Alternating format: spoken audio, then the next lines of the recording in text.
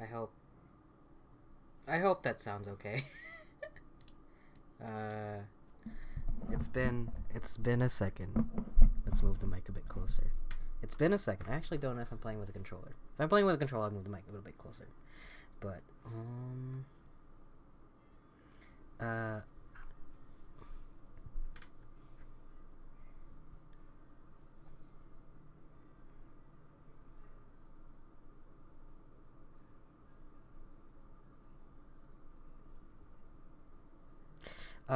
so I'm gonna be playing a little bit of the Forgotten City. I think I tweeted out, that I was sick, and I'm playing through it, but I'm sick because I got the booster shot yesterday, and that shit fucked me up. I've never seen. You know how like the only drugs I've taken is like alcohol and like a little bit of weed, so very very light. But I like it. You know, when people are like, oh, take acid, you go on a trip, and it's like consistent 100%, right? Every single time I hear someone from someone who took the booster shot, oh man, this shit will fuck you up immediately. It's really funny. It's really funny to me because I'm like, ah, I can handle it. Nope. uh,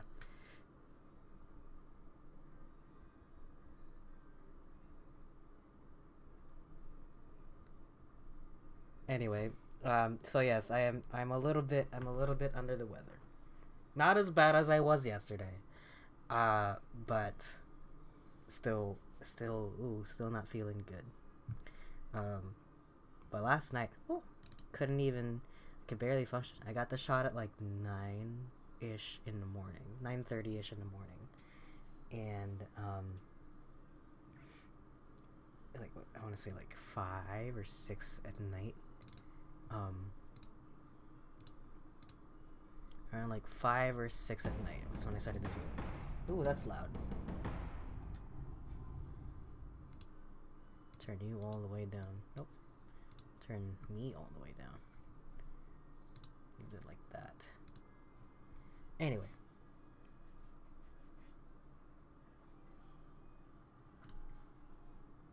Pretty sure I was playing this with a controller. So, like I said, it's been a second since we've last played this game. So just to recap and what I remember and what I know, I hope that there's a button. It's not a very long game. I really should have. I really should have finished it like the day after he streamed it because I was like really close to the ending. But now, I think there's gonna have to be significant catch up because I don't remember. I just don't remember. So we'll see how that goes. Hopefully it's not. Hopefully it's not too bad, but we'll see. One day the game will load and we'll find out together. Um, a couple things actually. While we're in the load, never mind. I was gonna say, just to fill some air. Whoa. Load. Thanks. Okay. So, just to recap, if you never watched any of the previous streams, or if you forgot what this game was about, The Forgotten City it's a time looping game. And basically, the idea is that if you commit a sin, everyone turns to gold. And it basically happens by these statues coming to life and then shooting everybody until they turn to gold. And from my understanding, um, I can suspect who. See, so this is where I got stuck actually, because the whole plot with there's like 20 people in this city, and they all have their own little things going on, and there's like people that are missing, and like all that jazz, basically.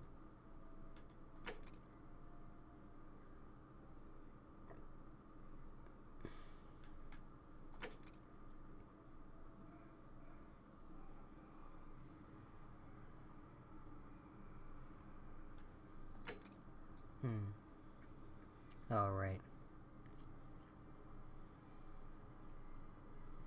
Have a look through their homes. Oh yes, that's what I was looking for. I was looking for the plaque. from that thing, for that thing. It's very hard to see, but that tiny little, right there. Right there, this thing. From what I remember, oh, I have that. I have a regular bow, and I have the bow that turns people into gold. And that's it. And so it seems like, yes, I'm looking for these plaques. And I'm looking for who is threatening Virgil. So I should look at their houses, right?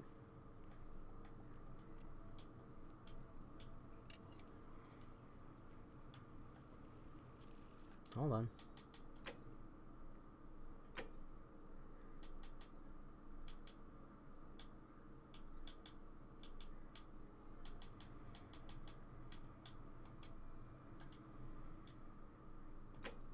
Oops.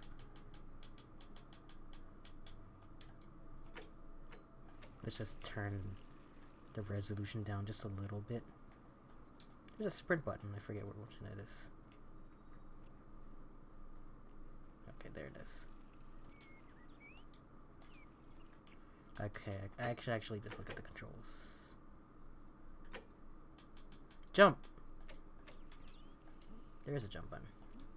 I hope you have a good reason for flouting my weapons ban. You've returned. Do you have any news?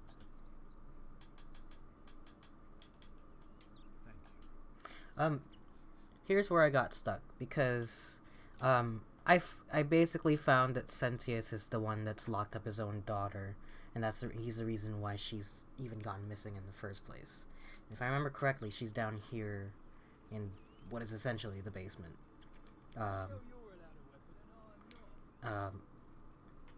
So I'm Hey, you're not thinking about going into the cistern, are you?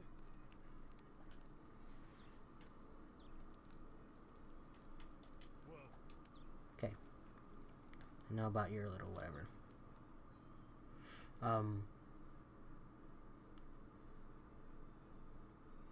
I need to figure out a way to, unless, and you know what, I feel like that should be the last thing I do, though, confronting Sentius about Scintilla, or whatever the hell.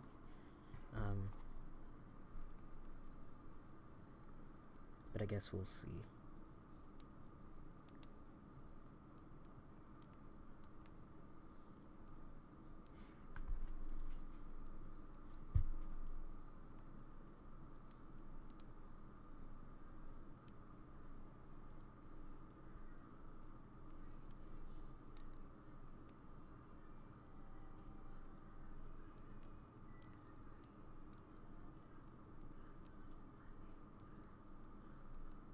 Okay. Anyway, let's move on.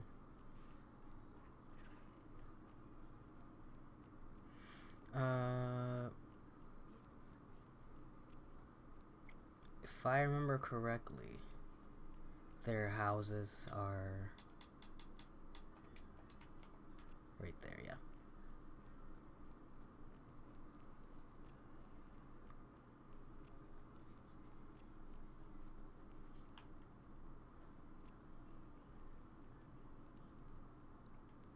That's odd.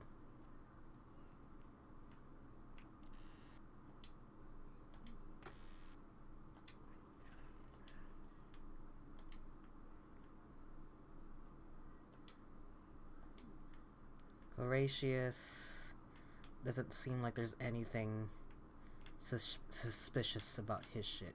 You know what I mean?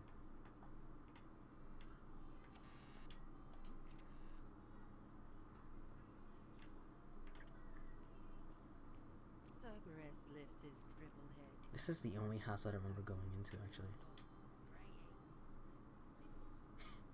And disappointed all of them equally.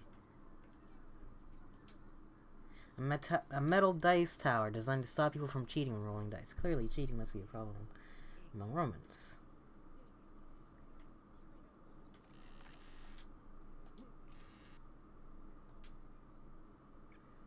Domitius. Nothing?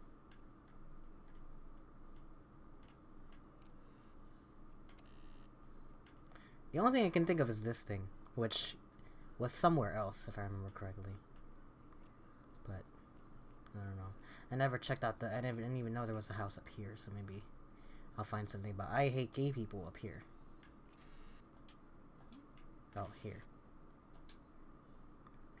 An incomplete written note addressed to Sinner. Yeah. Okay. Rufius. A phallic charm. Interesting. It's straight up just a... He's got like a... He straight up just got like a stone dildo. Nice.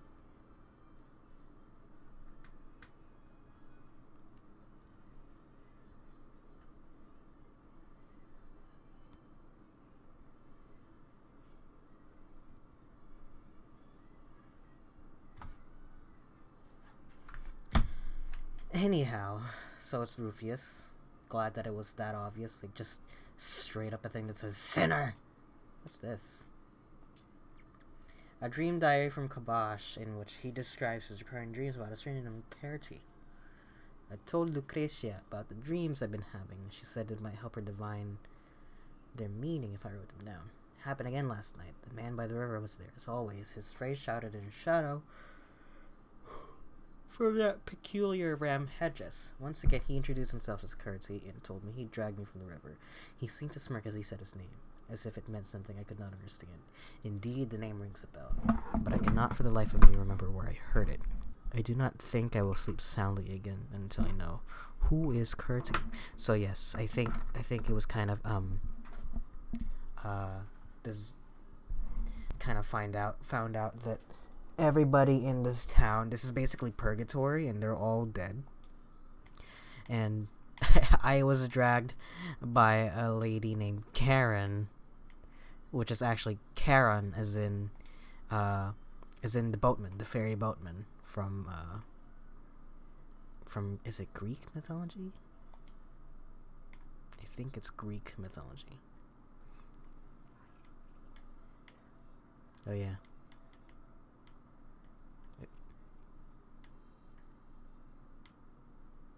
It's creepy. The way that their heads move, and there's a sound effect, and then if you look quick enough, you can see it.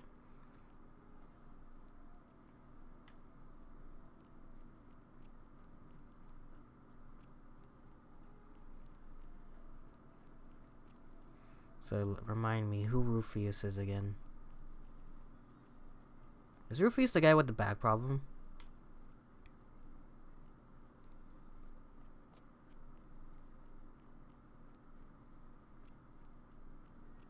I think he might be. Because only Rufius hangs up in that top area. Oh no. This is the guy with the back problem. Horatius. No. Horatius is the security guy. Yes.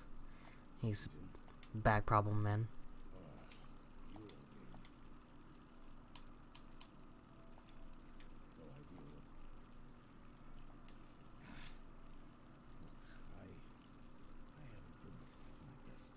Karen, yes.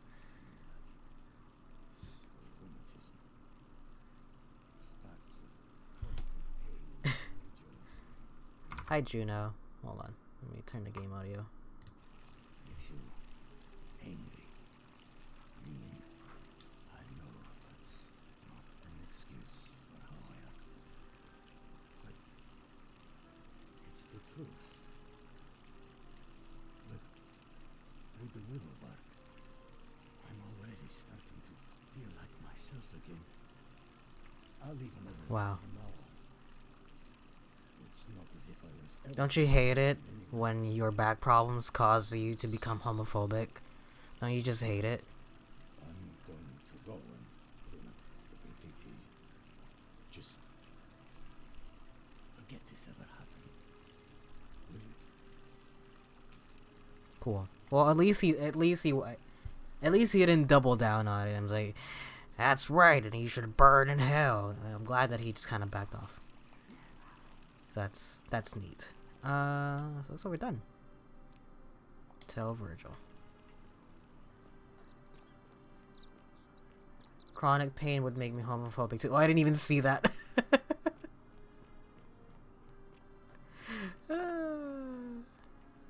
I forgot what it was, but like I literally just gave him a thing and he's immediately like a good guy. Alright.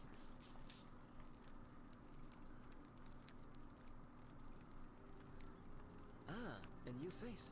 Sal, I hear we have you to thank for saving you. What demon or spirit told you about? You went snooping in his place? That was risky. We're lucky you didn't cross any lines. Have you spoken to him about it? Really? How did you manage that? Rheumatism. There you go. Poor fellow. I've heard that can really mess with a person's head. Well done for figuring that out. Really?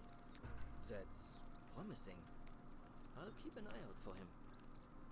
Cool. Nice to talk to you. Alright.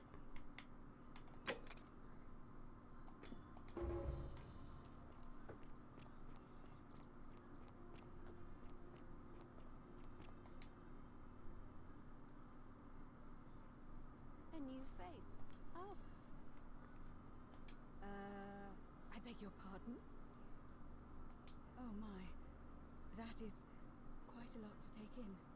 You'll have to give me a moment. I'm glad that they just kind of give me skip If that is to my indeed plot. the case, I suppose we'd better figure out God, what to my do entire about body it, hadn't we? still hurts. We don't have much to go on, except the old stories.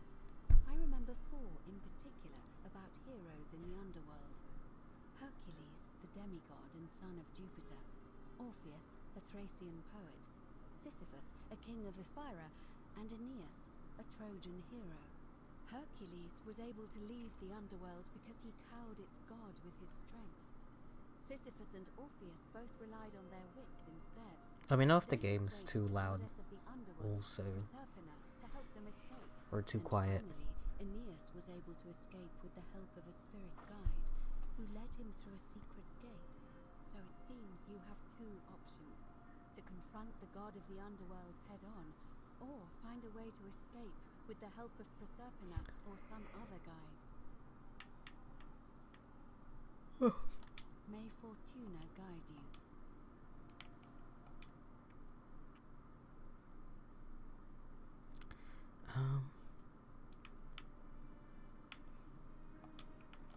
Can I call for the election to happen sooner? It'll be, but why do you... I like the idea, but I know Galerius well, and his position has always been that he won't... It was only yesterday that he said to me he'd only ever run if it was absolutely necessary to make sure Sentius wasn't re-elected. So, I suppose if you'd like to see Galerius elected magistrate, you'd need to persuade Malleolus to withdraw somehow.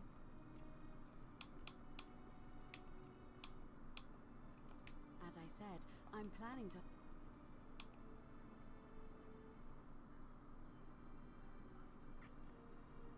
Hello, it's Grace. I'm finally able to watch you. Hi, Grace. Thank you for stopping by. How are you today? We're playing The Forgotten City. I actually don't want to do this right now. Certain. Let's go talk to Malleolus. All weapons are to be tossed into the chasm. Can I threaten him?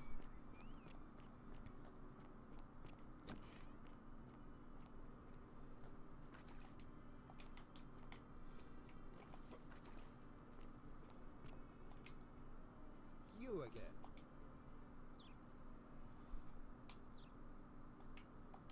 My name is Marcus Malleolus. You mean... And I'm hardly... I like to think it is simply the way... Unlikely, because it's... I trust... Okay. I gotta figure out a way to... I forgot. I don't even remember where I got the...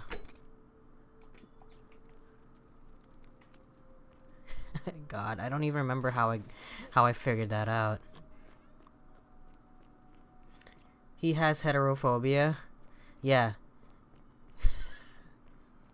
He has the exact opposite problem of the other guy. Um.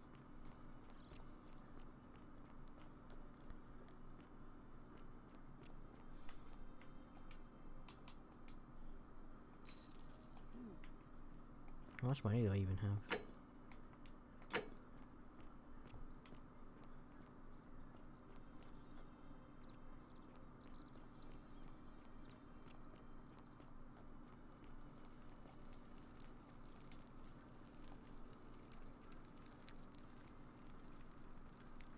Feeling all right?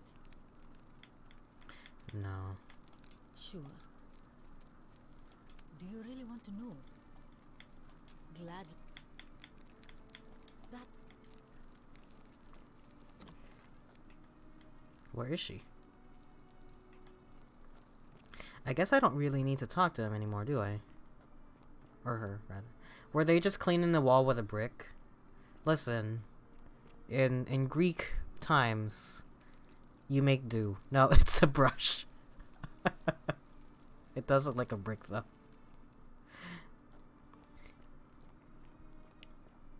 You know? In olden times, you make do with what you have. Greek girls make do, you know?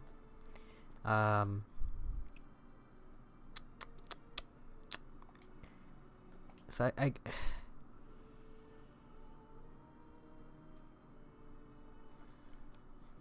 but I have... Don't I have this? Where is it?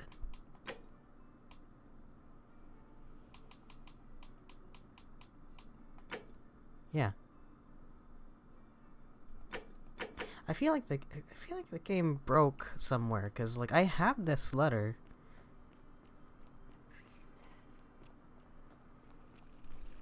Well, about the priestess. You know what? Fine. Let's call the election early and see what happens. Or let's talk to Galerius. Let's talk to Galerius. Let's find out where he's at.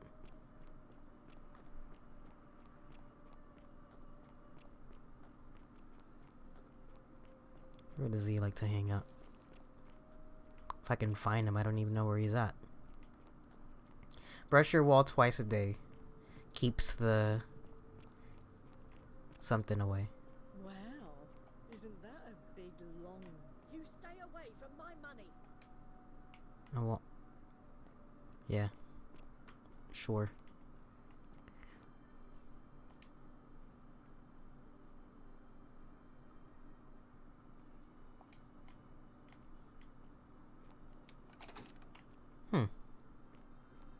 If I steal it, we die. The many shall suffer for the sins of the one. Out of my way. How do I get out of here? Forgot how to get out. Drink the beer vat? They wouldn't let me. Hold on, how the fuck do I get out of here? Oh shit, this is the wrong way.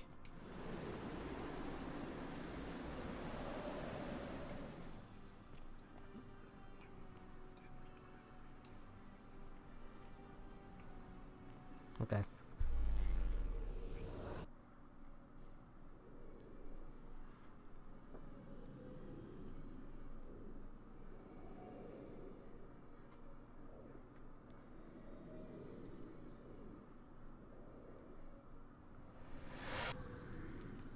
If we here's Galerius. Salve, friend.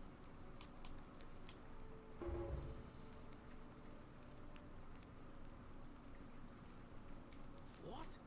That's a big ask. But something tells me you're not kidding. But I doubt I'll be able to get... That's where he went. Okay. Well, let's go talk to him later. Vote for Malleolus for a free drink at my tavern. You stay away from my money. Well, how much money does she have? Oh, she has a lot of money.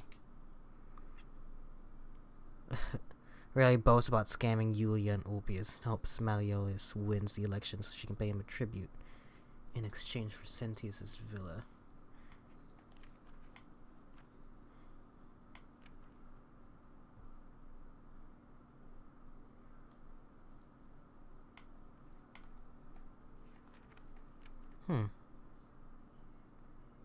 Might as well steal that. The many shall suffer. I actually drink for it, the not yet. sins of the one. Alright, I tried. Okay, let's go this way. Oops. Vote Malleolus for a drink, for a free drink. Hey.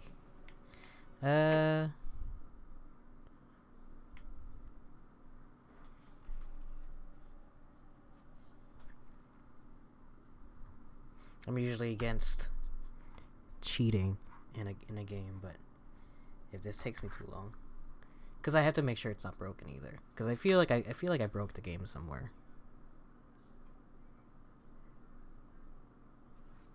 Because I did get one of the endings, but I was told to go back and get the other ending to save everybody. So, who knows?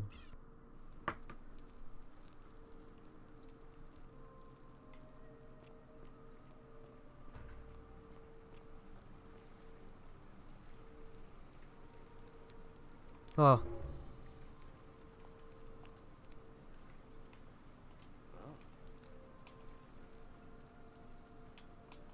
Poor Virgil. You Alright, let me... I'll go. Cool. Did I manage to... I don't think I stole. Yeah, no, I didn't. Let's go steal all her shit.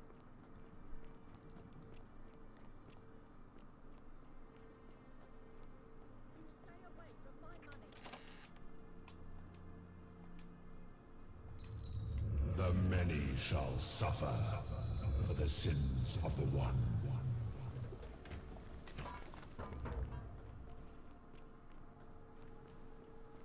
I wish I could just come up here, basically.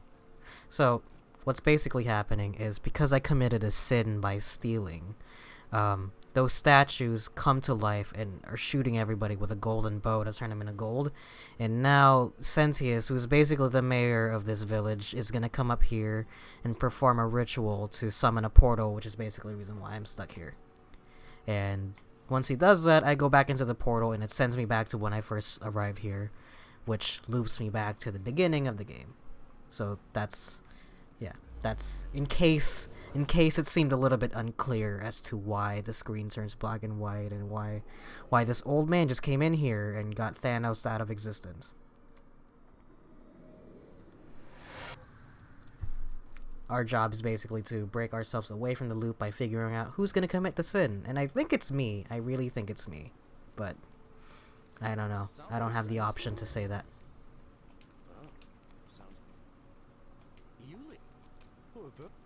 Alright, let me... But how did you... I'll go. Okay, cool.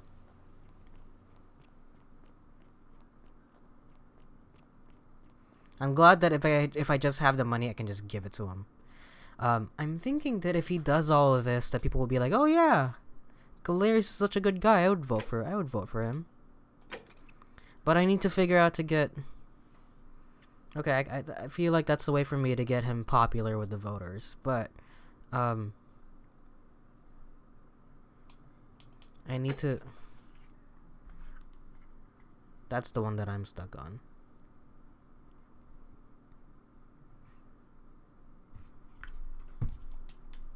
Ixion turns. I feel like there's not really anything else I can talk to anybody about. Let's look up that whole Malleolus thing. Convince.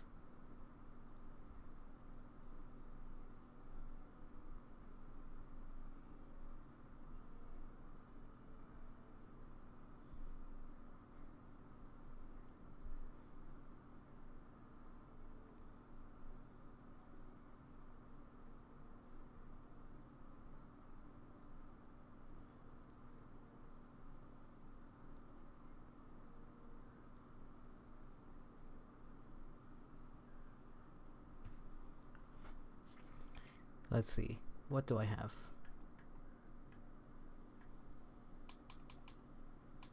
Do I not have the execution orders?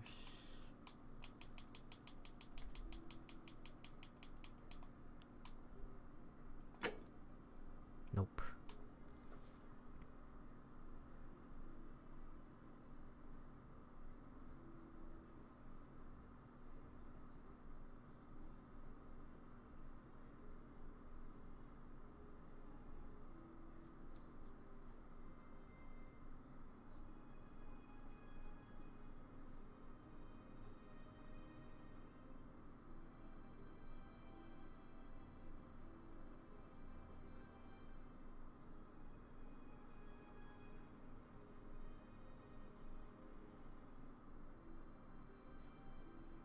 Okay. Let's get... I thought I did this already. Because I have... According to this, I have to go grab... the execution orders from the assassin. Who should have died right here. Wow, look at him, he's going.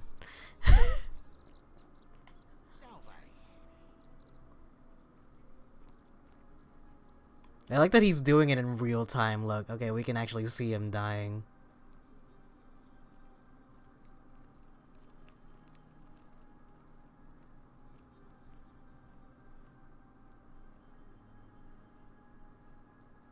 Curse you, cultist.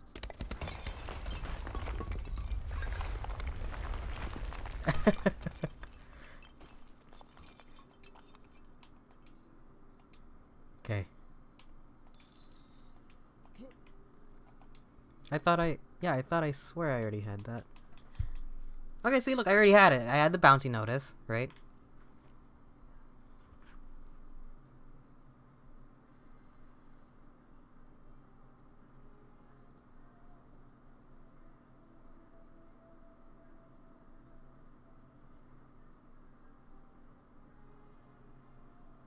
Okay. I guess I'll go get the wine again Wonder how much one of these for Malleolus's wife. bark to help you treat it. A treatment? Really? Thank God. Finally, some relief after all this time. How did he die from that? So basically, What a good man. on my first loop, this lady named Yulia is like, there's a crazy guy with an arrow coming into town. You need to go, do something about it. And I go and do something about it. And she's like, okay, come find me in this temple once you get rid of that guy. And it turns out that temple was gonna collapse. And so she hides in it and she basically dies. And so in my next loop, I tell her to not go into that temple. And I tell the arrow guy, hey, the cultist is inside of the stone temple. So he goes inside and basically kills himself. So that's how that works.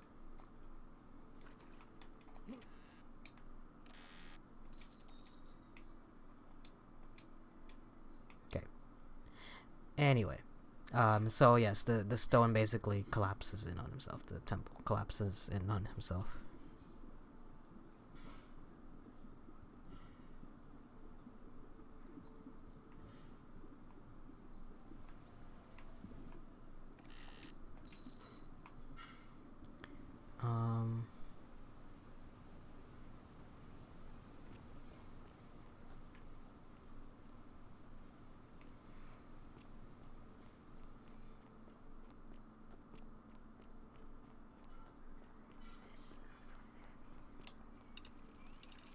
Fear is proof of a degenerate mind. So you got a bright lamp. Who cares?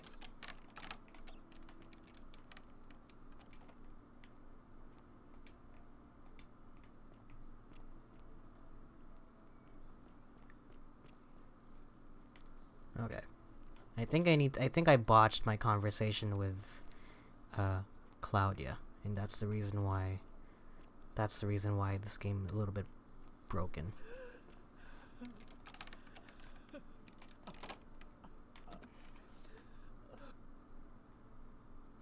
I'm not supposed to be in here. Talk. What business could you put? My marital affairs are...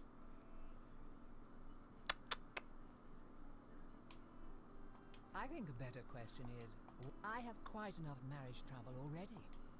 Fine. Preferably the way you... I think it's about to be broken if you don't hurry up and leave. The dainty little thing from next door. Well, then it is. Do I need to call the... Do I need to call... Okay, yeah, I botched that.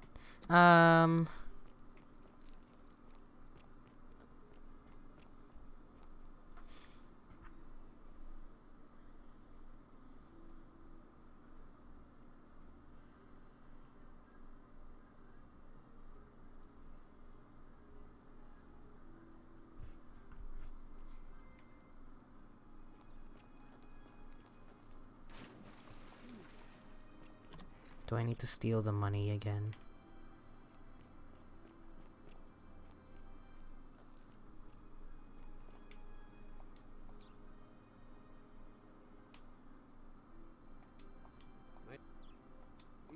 And I'm...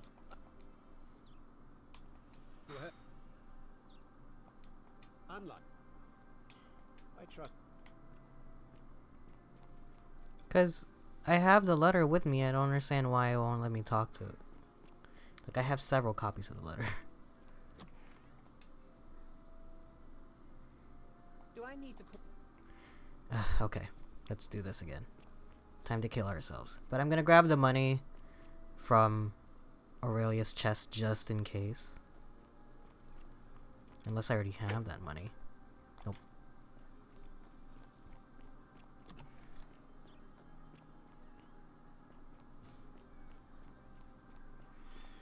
Man.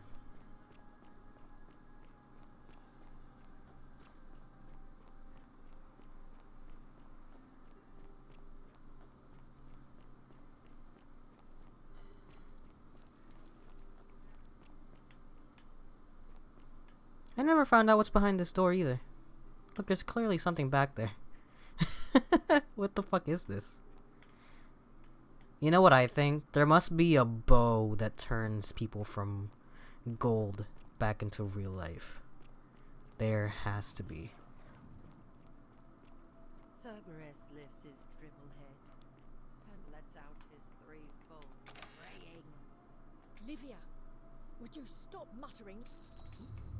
The many shall suffer for the sins of the one.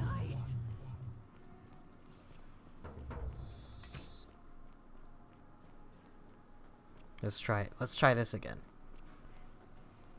Sorry. Sorry.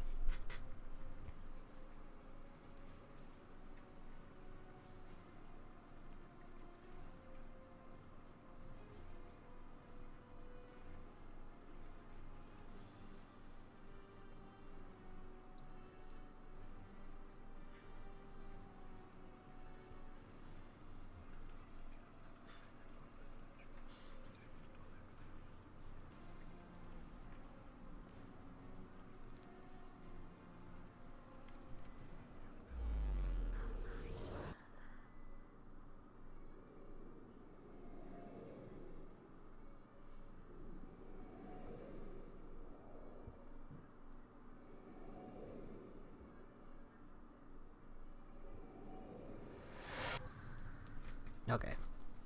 Let's give this another shot.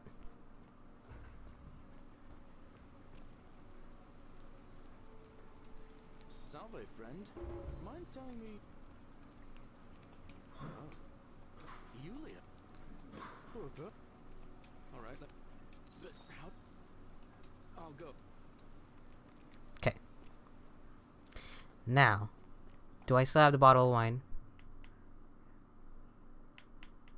Okay, I have 2 of them.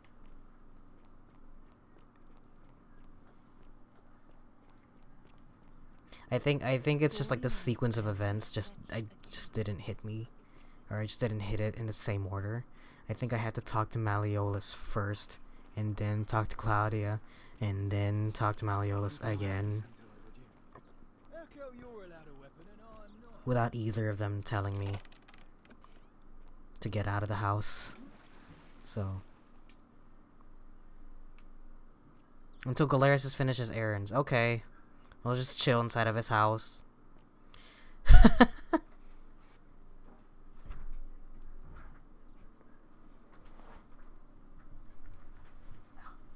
It's cool that you can see him.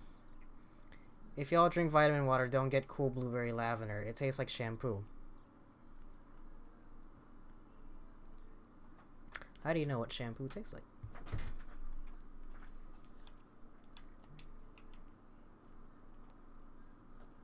Blueberry lavender? I don't believe in lavender as a flavor. Lucretia, no time to explain. I'm supposed to give you the Sylphium resin for Yulia. What? Quick, give it here. I'm just going to help her swallow this. I think she's going to be alright. Galerius, you're amazing. How did you know? I was just doing what the new guy told me. I don't understand. How did... Never mind. Thank you so much for acting as if it wasn't you. Another new guy. Okay, places to be. It's cool that you can just follow him. Was that blood on the floor? No. I thought it was too. No.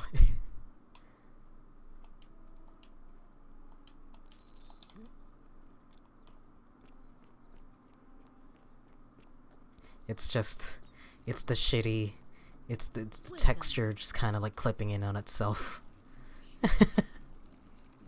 So, for those uninitiated, this actually started its life off as a Skyrim mod called The Forgotten City, and it basically got so popular, they were able to make their own standalone game for it. So it is available on Steam right now. It's pretty intriguing. I love time loop. I love games that are like a time loop. I don't know what it is. I can always get myself 90% of the way until it falls apart on me. And by falls apart on me, I mean that I become too stupid to find out how to finish it. Oh man, the frame rate's really bad, isn't it? I'm sorry.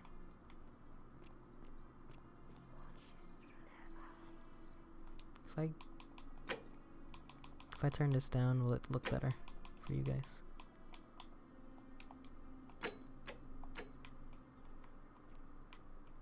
Yeah, it looks better.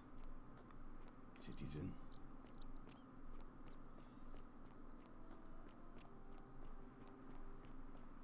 I don't hate the way that looks on medium anyway.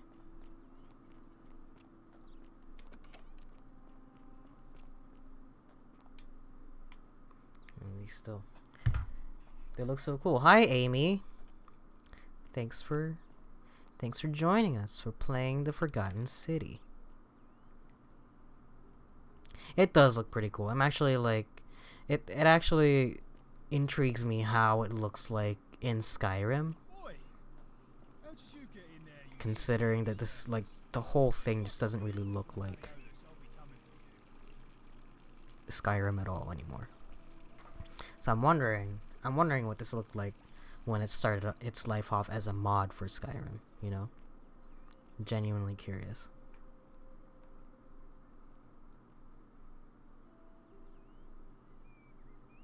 We can hear him. It must be nearby somewhere, but I just don't know.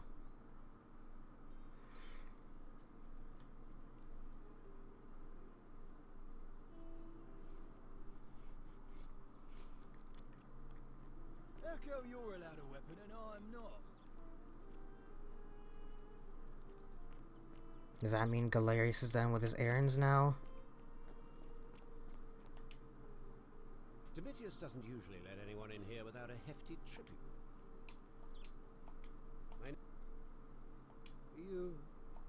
And I'm hardly... I like to think it is... That's quite all right. I wish I could do push-ups like that guy was. I trust you can I'm sure you could do it.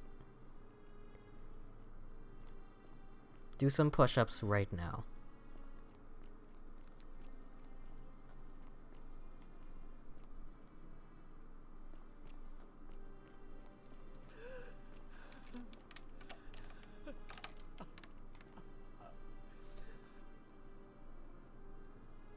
I'm not supposed to be any... Talk. What business?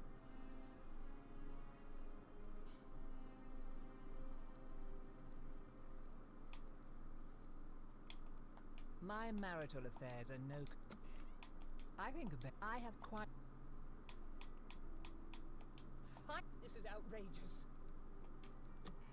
Why are you still here? Okay.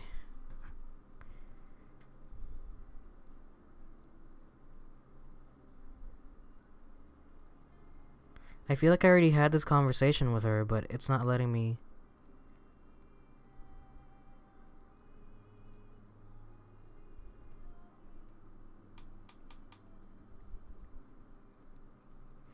Yeah, I definitely You can do 3 max. I overestimate your push-up abilities. We'll lift weights the next time we hang out, Amy. 3 max? Are push-ups really that hard?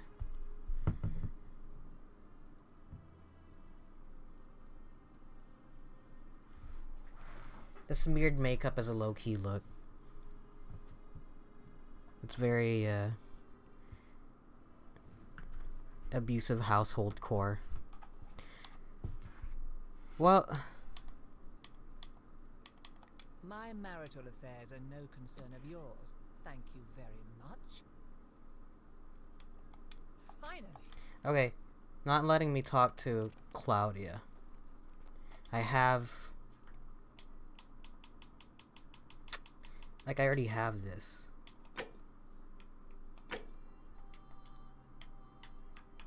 So, I already had this conversation with her.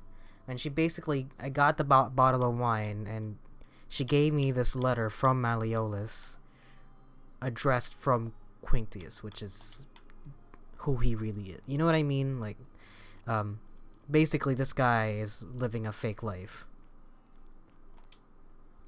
You again. Ha! What? Oh, there it is. So, it finally caught up with me. I suppose that makes you, what, one of Nero's assassins? The Emperor sends his regards. So, you're not going to kill me? Oh, so much work and money. Oh, well, if I do it, you'd let me live? Fine. Ruling this cesspit of a city would have been beneath me anyway. I'll have Domitius notify the priestess of my withdrawal and release those two from debt bondage. There. You got what you wanted. Now, please, leave my villa and never speak to me again. Yes. Okay. Now I can talk to Galerius.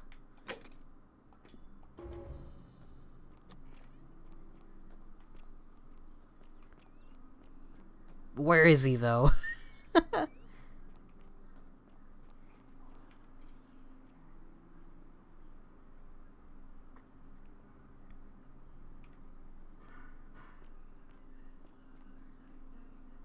Salve. I wish there was a map telling me where Galerius was, because...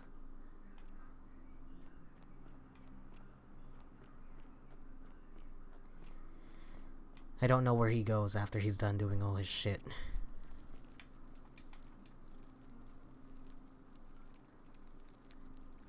Shalom, friend. Sentius, I suppose. All right, friend.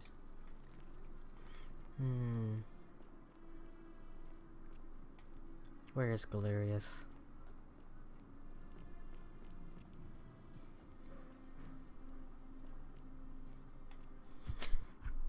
Where is Galerius?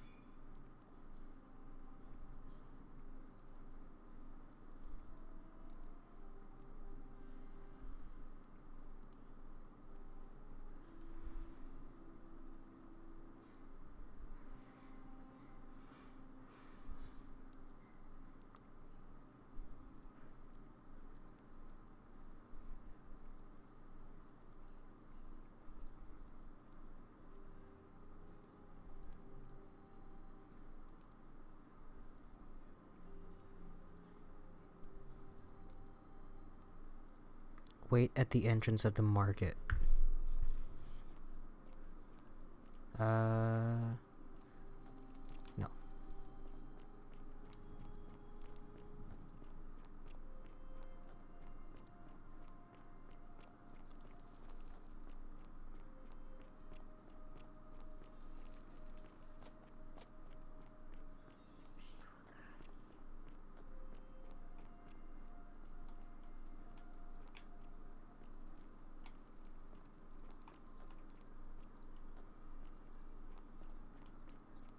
This. Oh, here. No.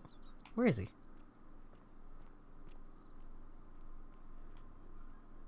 It says the market.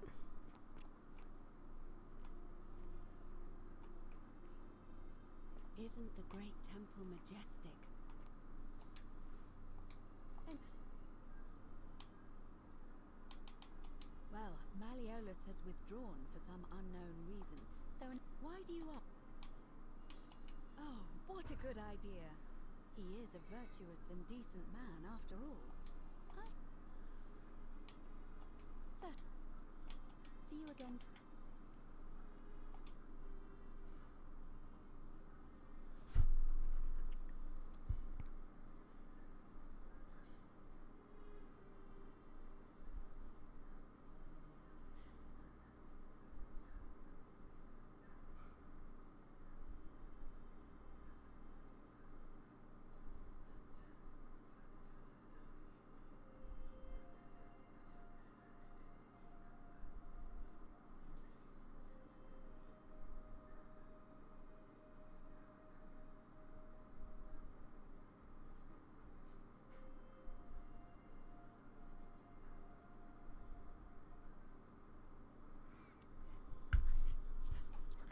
Alright, let's go talk to everybody.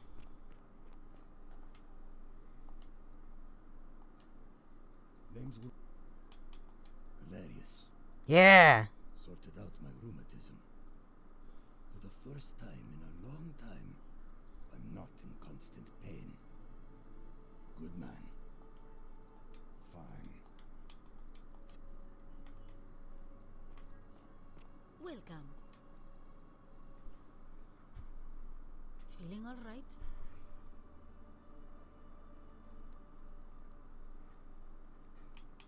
Sure. What do you... Glad... Oh yeah, she can't vote because she's a woman. Forgot. Greetings and salute. My friend. Galerius. Did you know? But of course. And in a city full of Rome. My name is Georgios, yes. But the Romans, they do not care. They hear me say Georgios, and they think, ah, he must mean Georgius. Good Roman name. They do this all the time. They see us worshipping Zeus, they copy us, but call him Jupiter. They take Hades, and call him Pluto, Persephone, Proserpine. I am flattered that they copy our ideas, but why must they change the names? Do they want credit for making it all up? Do they want to forget where it came from? At first, I pull my hair out. After a while, I give up, and I become Georgius the Roman. I accept the world is Roman. Plus, I have no hair left to pull. But my point is this. If you want to know who stole an old Greek name, look no further than the sticky-fingered Roman. The plague you seek was pilfered from a collection of old Greek relics by none other than Duli. He cannot help it. Like a typical Roman, he likes shiny things, especially those that once belonged to my people. And besides, it makes him happy. So I say, let him keep it. I believe he still has it with him, in his cell, just opposite the Temple of Demeter. I hope that our paths cross again. Okay. Okay.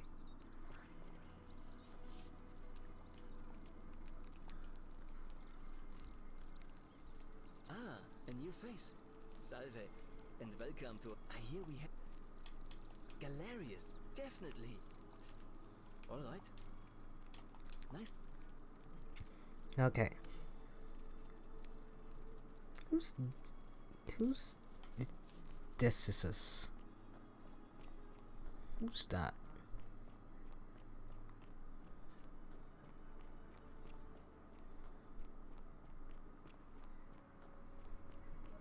Don't believe a word. Shalom. Sentius, I suppose. I'd have to be insane to vote for Malleolus after what he did to me.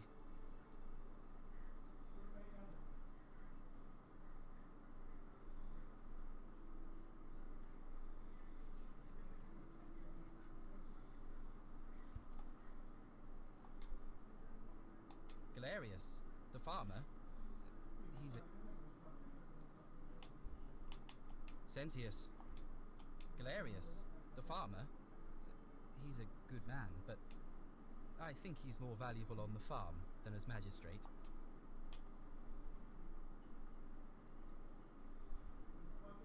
All right, friend. Why aren't you voting for Galerius? He gave you the money. That is such a cookie cutter white man. Which one?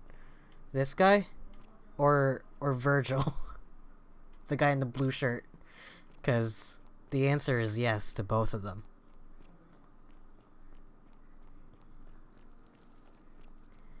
Alright, let's try this again. I gotta find where Galerius is. You know what? This time, let's follow him. You, Tantalus, cannot catch the drops of water, and the tree. You stay away from my money. The many shall suffer for the sins of the one.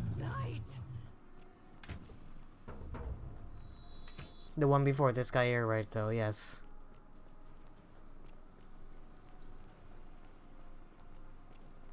All these perfectly rendered Unreal Engine 4 white men.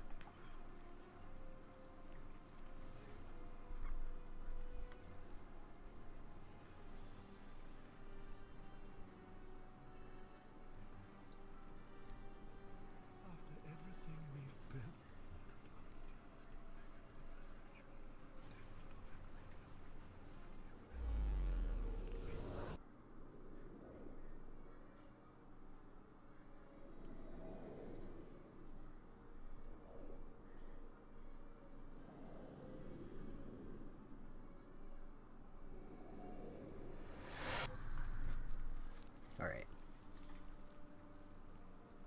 Once more with feeling.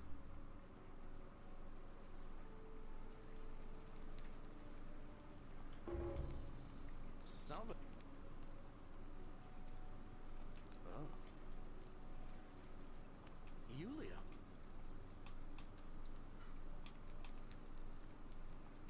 What? Are you? Poor Virgil. All right, let me see. I'll go. Alright, let's follow him.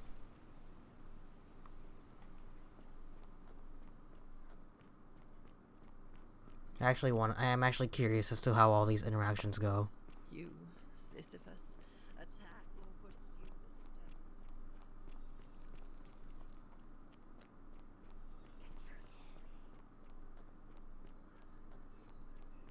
Fabia, listen. There's a troublemaker coming into the city. I know, and I'll take care of him. Just go and hide, but not in the empty shrine. Wait, how did you know I was headed in there? No time to explain. Go! All right, I'll be in my bakery. Thank you, Galerius.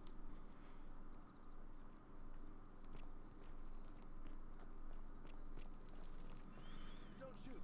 I'm no threat. You'll find what you're looking for in the avenue. Second building on your left. I've got to run. Thank you. For your service to the Empire, I'll let you live for now, but you'd best make sure our paths don't cross again. I love how threatening this guy is, and he just immediately gets killed in that temple. Look at this man go. Look at him. This is how I run. How'd you do? Lucretia, no time to explain. I'm supposed to give you the Sylphium resin. Like feet all the way back, touching my ass. I'm just going to help her swallow this. I think she's going to be alright. Galerius, you're amazing. How did you know? I was just doing what the new guy told me. I don't understand. How did... Never mind. Thank you so much for acting as quickly as you did. Another moment, maybe he would have listened. Can't stay. Places to be.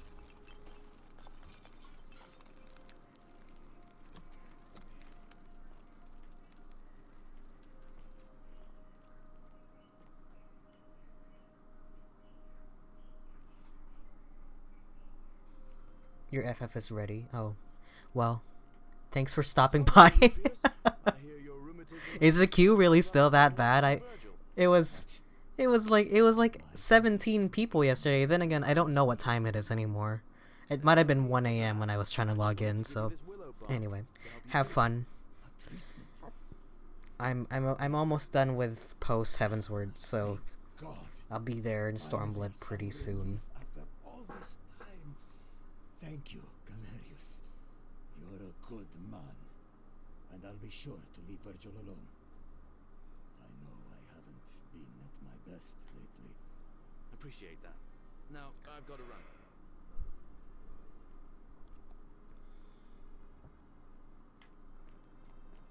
Alright.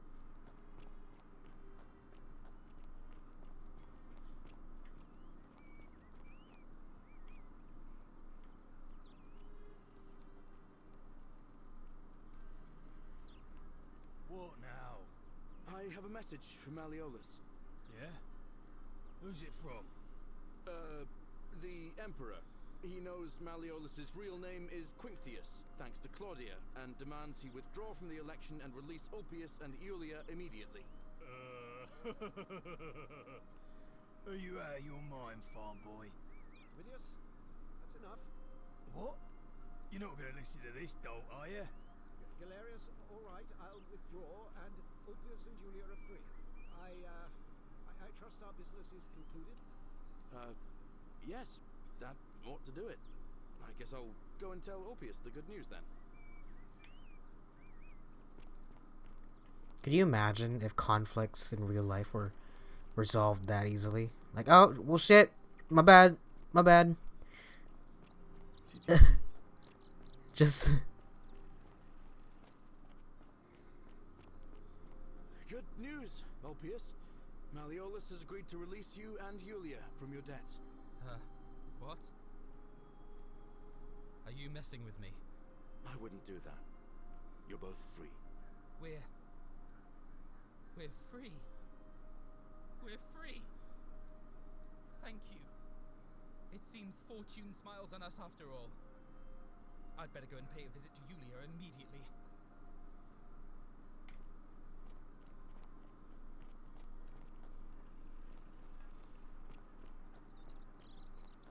Citizen. Where is he gonna go?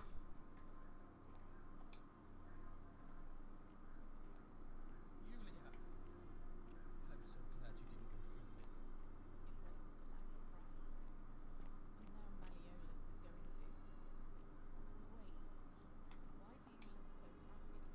We're free. Malleolus just released us and we never have to set foot in that villa again. Hour-long queue isn't that bad. At least it's not like week 1 event. Or we're talking about Final Fantasy 14, by the way, where like getting into the game took you like literal hours.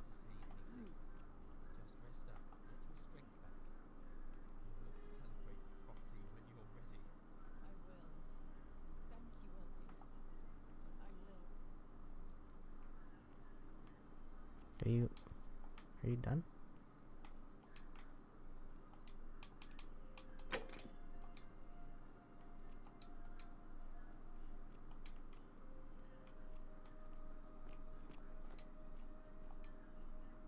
Shalom, Fred.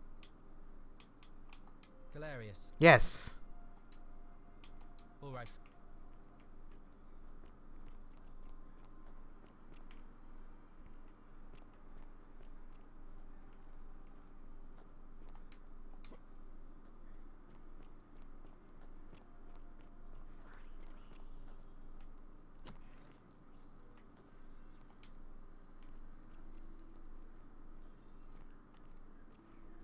Really? Was she really waiting for me to go over there? Don't believe a word they tell you. Fucking go over there, man.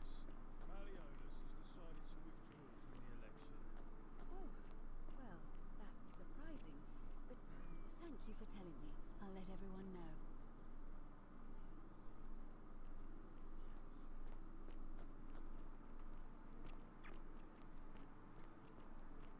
Citizens, I have an announcement. Malleolus has withdrawn his candidacy from today's election. Unless any new challengers are nominated by nightfall, Sentius will be re-elected magistrate by default. Actually, I'd like to nominate myself, if that's all right. Of course, Galerius. That's your right. Citizens, the election will proceed. Salve again, friend. How is it possible that you... Oh, come on. I just did as... You're a bit like Sisyphus. Sisyphus was a Greek king. He was forced to push a great thought... I know who Sisyphus is. He's a guy that tricked the gods, and now he's a... Anyway, I don't know which god you... So, I'll tell you what. Oh, and I'm in the running for magistrate. Oh, now, I'm going to keep your secret. Oh, and if our conversations ever start to annoy you, just tell me you're busy. Alright. Let's go talk to Equitia? Equitia? A new face. Oh. It'll be, but why do you... As I said... Yes. Very well.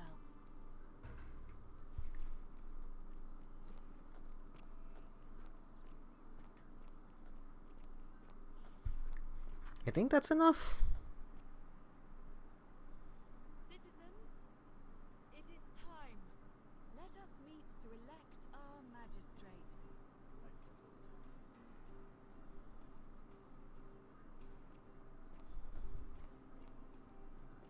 There's only 6 people that can vote. Imagine it was that easy getting out of convo. Just tell me you're busy. I know when I'm not wanted. Yeah, right?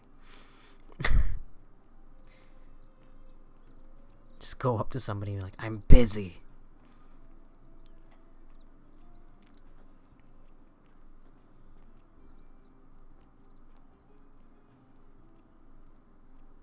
Who's Decisus? Oh, is Decisus the fucking...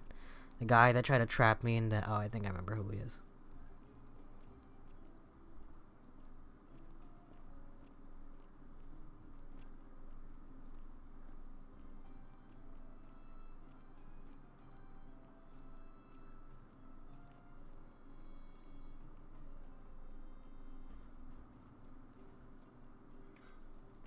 Yeah. This asshole.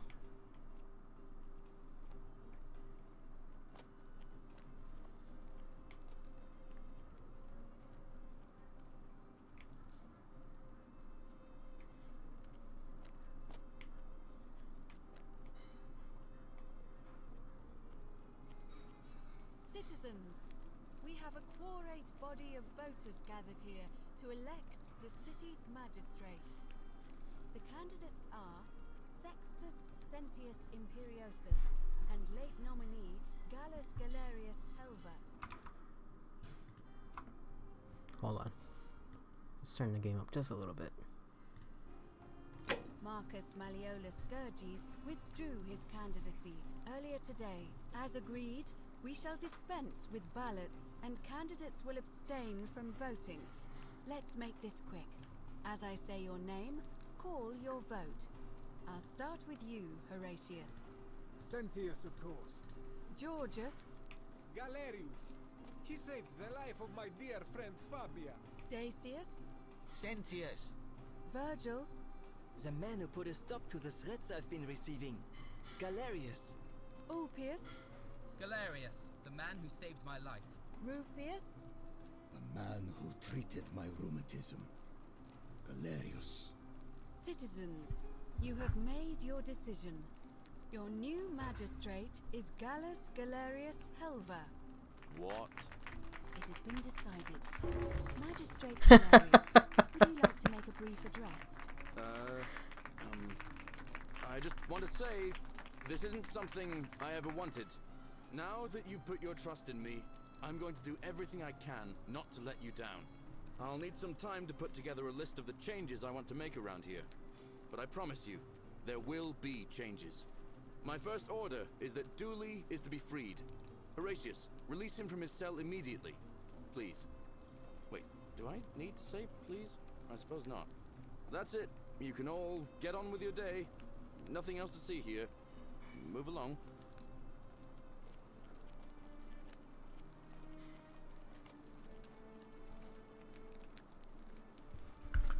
Wait a minute.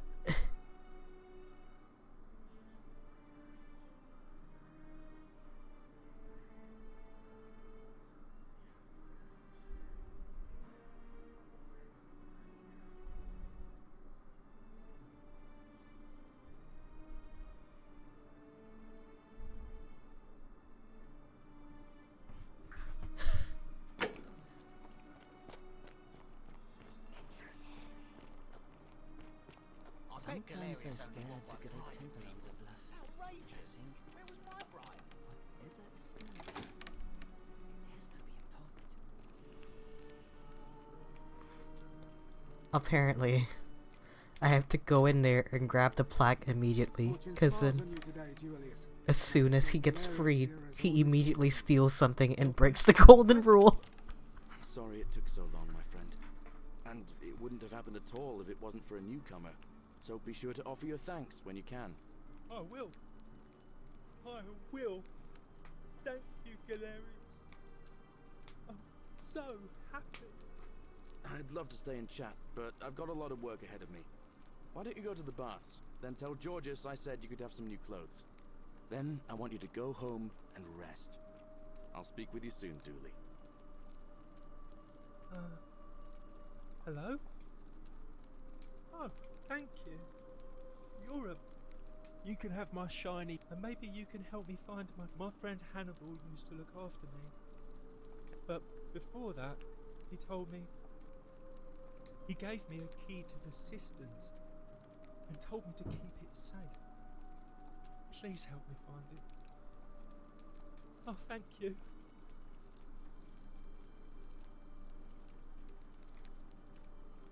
The upper cistern is below the Great Temple. The entry must be around there somewhere. Hope you find it. In the cisterns, way up high, Hannibal said. Oh, look over there. Something shining. Is it treasure? Maybe it is treasure. I can see it for myself. So pretty. And it's just lying out here in the open. Maybe nobody wants it anymore. Maybe no one will mind if I just take it. Don't you dare. He immediately steals something. He doesn't even get 20 paces away from his cell, and he immediately steals something. Oh my god! Please don't kill me.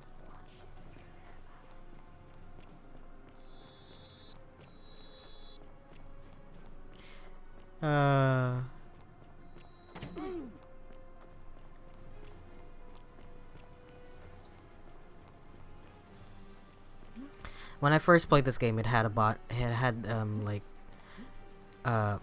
hints of those who walk away from Omelas, which I don't know if anybody remembers that short story, but it was something that a lot of us probably read back in high school, or maybe even middle school. I don't remember when I read it. I just remember reading it in school, but it's basically a short story about how Omelas is this utopian city. Everybody has everything that they want.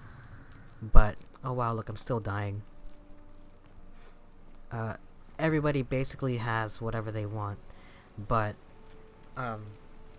Salve, friend. Well, you? Alright, then. I'll go. Everybody has basically everything that they want, except,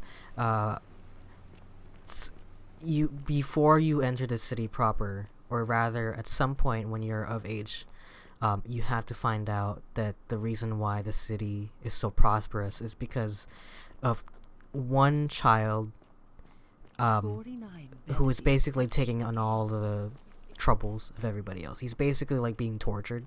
Basically, you're not supposed to interact with him, you're not supposed to talk to him. This little boy has known nothing but this.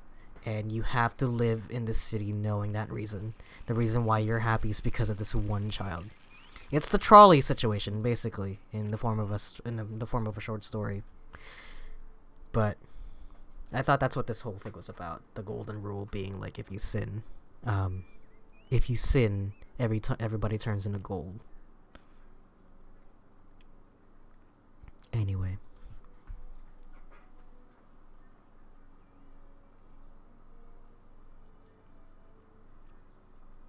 Ave.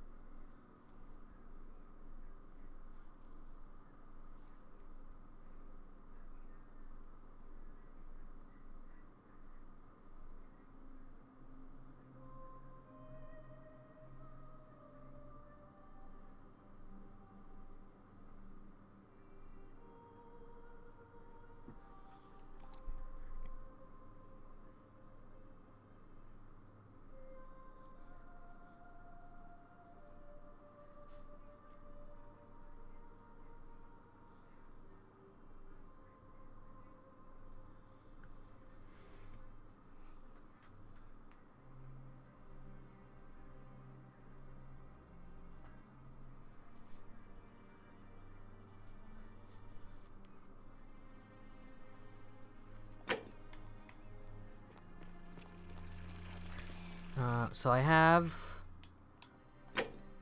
No. I have the Roman plaque, or the Greek plaque. And now I can get the Roman plaque.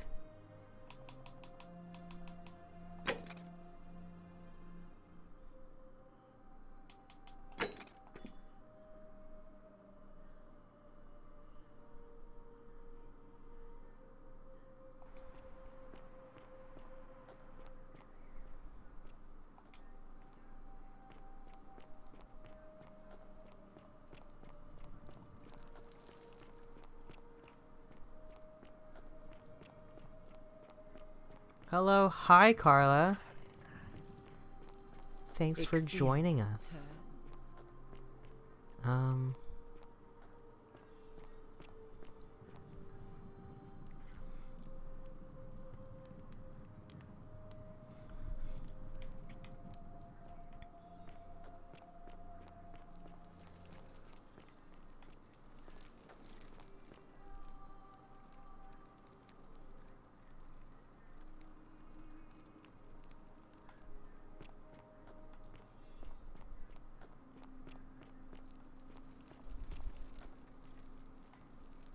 Oh.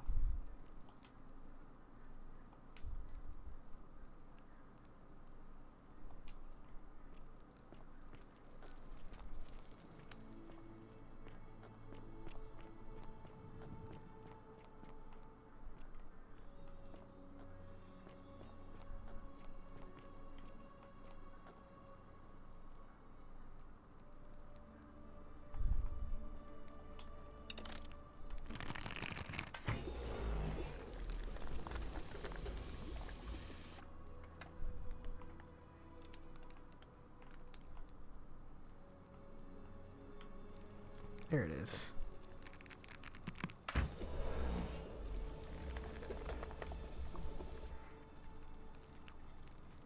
It's a Jesus fish. Oh, I get it, because Octavia's Christian.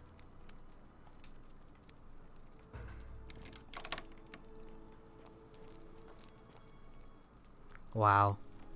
Sanctimonious. Is that the right word for it?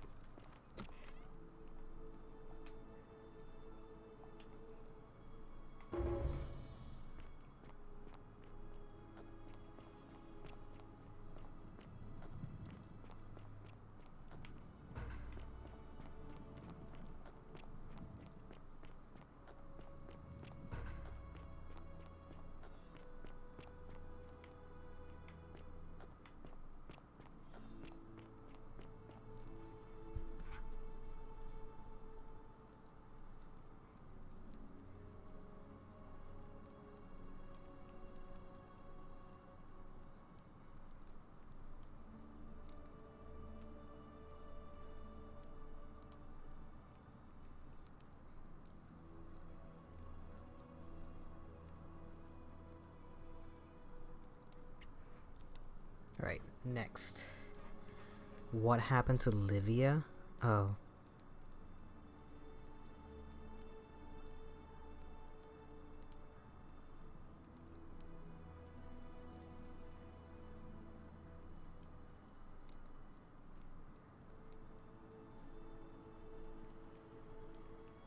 Oh, wait. I feel like I already did that.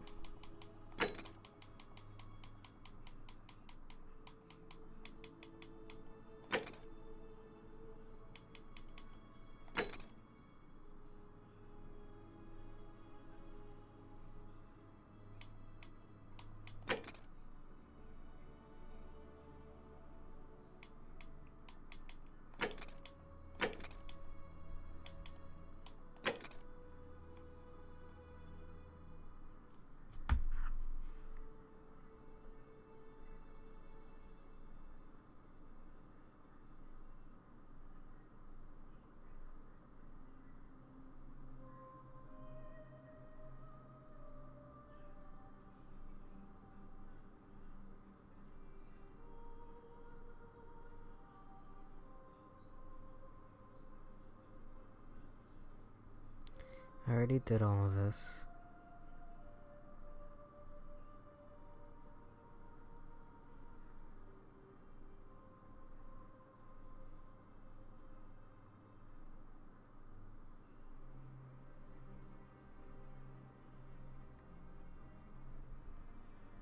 Okay. Maybe talk to Livia again, just to double check.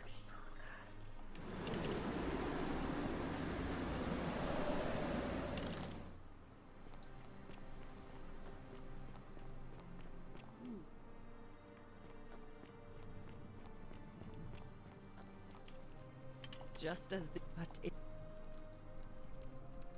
Say it. Then... I thought I had to tell myself it... I must apologize. He gives such...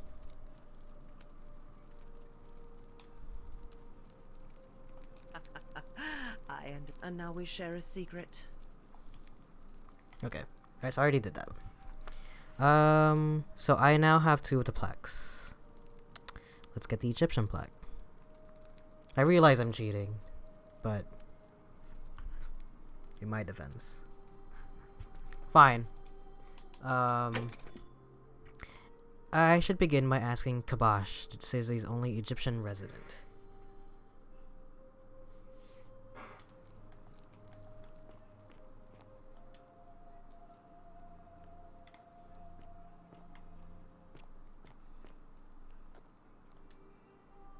Ah, you're here. And, there's a light in you.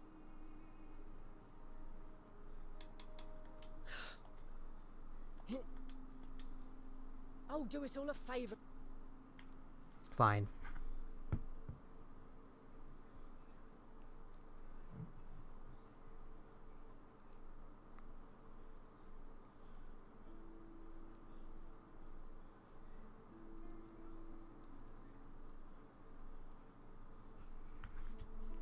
Head towards the rear of the market.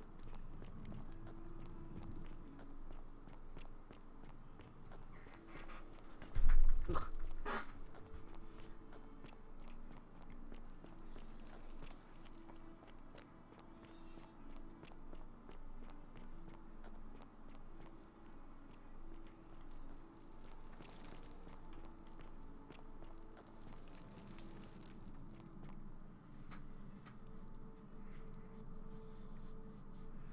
On your right, I should see a building that looks like this.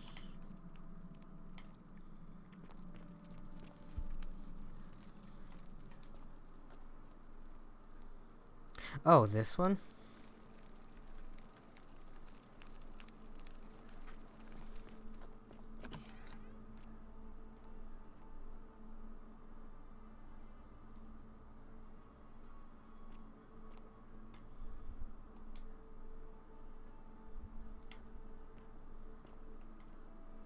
Oh, look at that.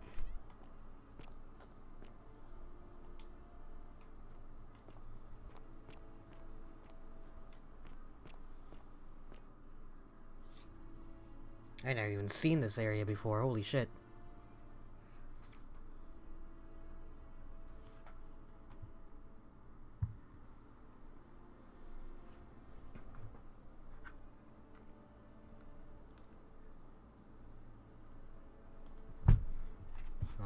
make sure my phone is plugged in.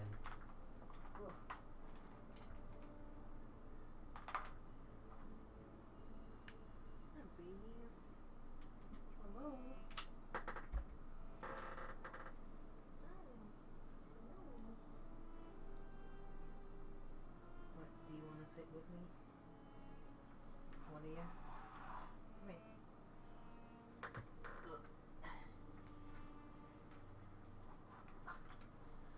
I brought a baby.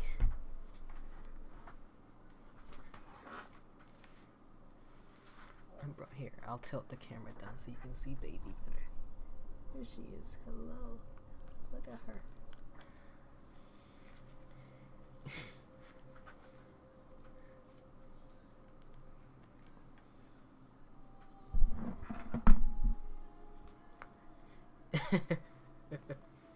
Baby, right? Her name's Honey. Fashion icon. I know she's wearing a Halloween shirt.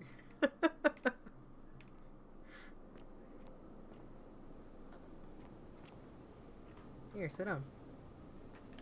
Get comfy, because if you're gonna be sitting here.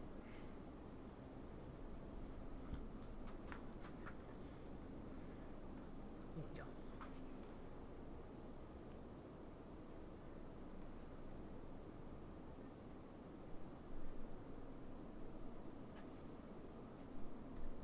Oh, that lamp is getting hot. This lamp does not get hot. It shouldn't be that hot. It's an LED lamp. So I should probably turn that off in a little bit.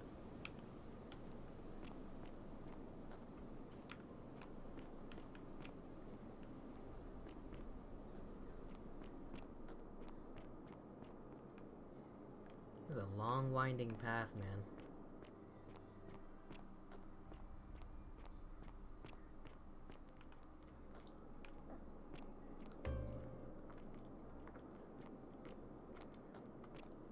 Come and join me by the fire.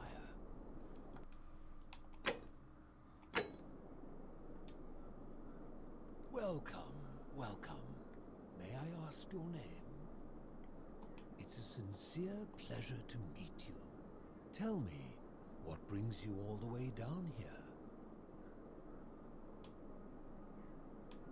Ah, Kabash. I know this man.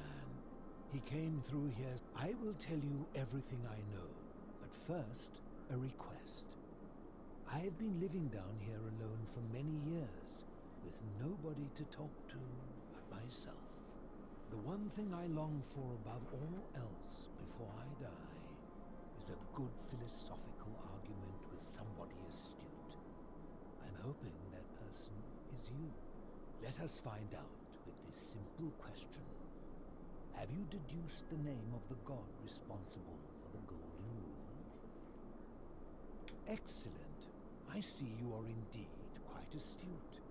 Very few come to that realization before their time in the sun is over. Now, will you join me in a friendly Socratic dialogue? Wonderful. Then let me begin with a question. Would you say you know the difference between right and wrong?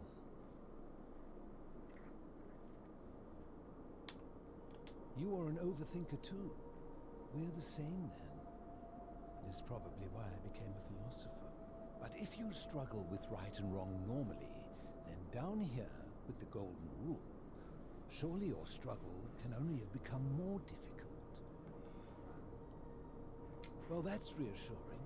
And the truth is, you're not alone. You see, out there in the world, being uncertain about right and wrong was acceptable, because our mistakes rarely had consequences. So we would tell lies and bend rules and turn a blind eye and rationalize, and yet still find a way to think of ourselves as good people. But under the Golden Rule, morality matters. The slightest wrongdoing could result in a mass execution. So to navigate this maze, we would have to be certain about the difference between right and wrong. Wouldn't you agree? That is an excellent question, and it leads directly Let's to go my enjoy the next rest of the line night. Thank you for inquiry. stopping by. So let me ask you this. Hopefully you can catch Is another there one of my one system of streams, morality Grace. which is always perfectly correct? Text me when you can. Which you could follow in but good every night. situation and always do the right thing.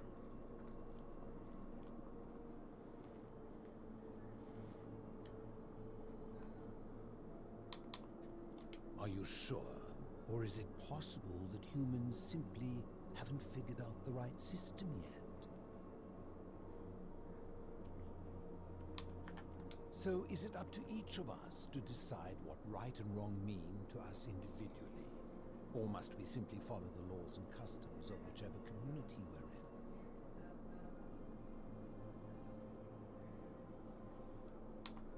So if a man feels that stoning to death his unfaithful wife is right, then is it right?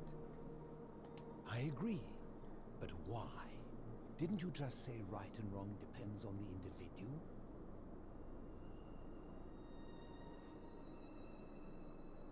I see.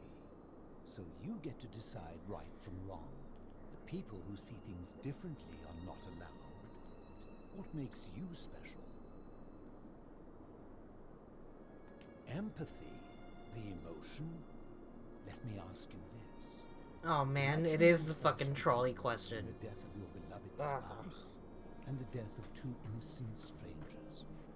Knowing there will be no legal consequences, who would you mark for death? Of course, everyone would. I mean, yeah. Our empathy, like a siren song calling us away from our true path, would lure us toward the greater evil. Can such a beguiling thing be a reliable cornerstone for anything, let alone the perfect moral code?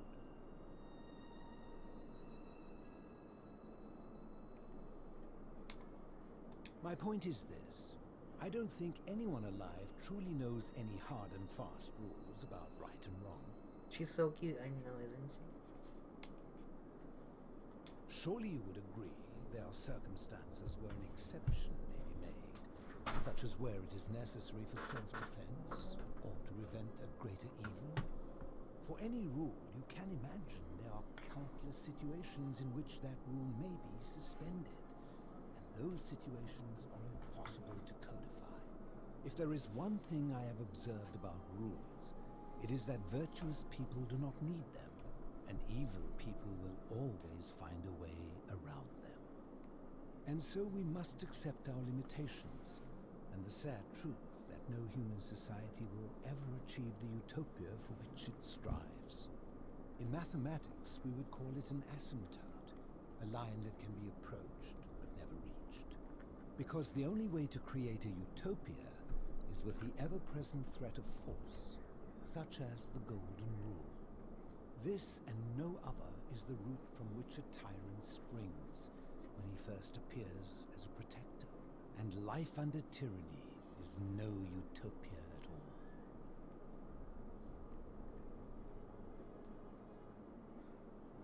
Turn around. Show your face to the camera.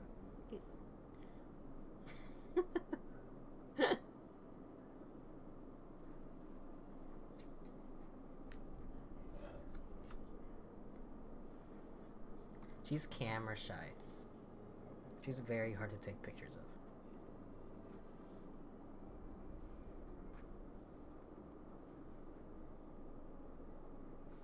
What? What is it?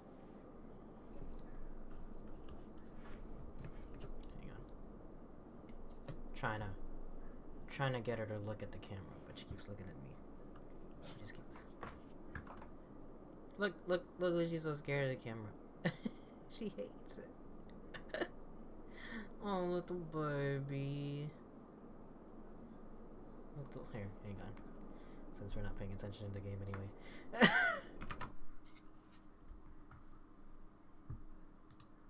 Little baby. Hello. Look at hello.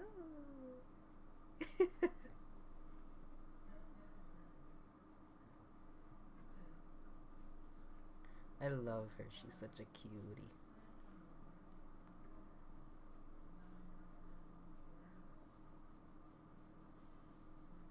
She's also very talkative. Like she will like talk to you. She's like she's staring right at me. She's like, pay attention to me. Yeah, look at the camera.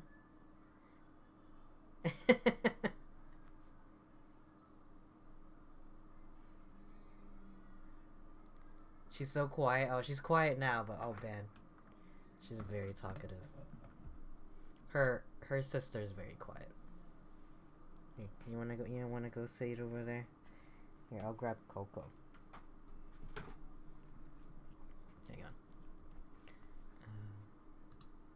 Hang on. Let me grab the other one, and see how she reacts. All right. Say bye bye, honey. Say bye bye. Okay. Oh.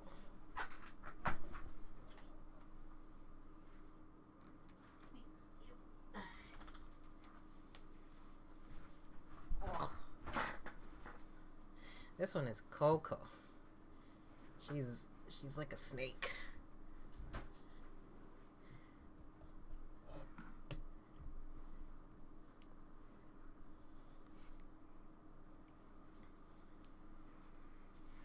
Whoa.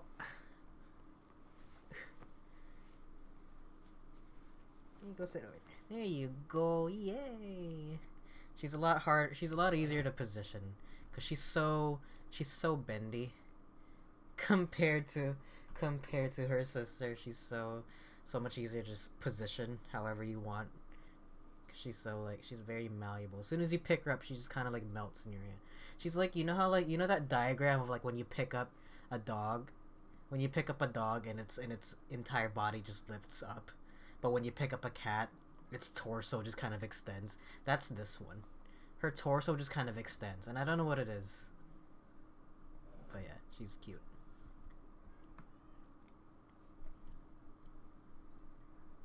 Yes.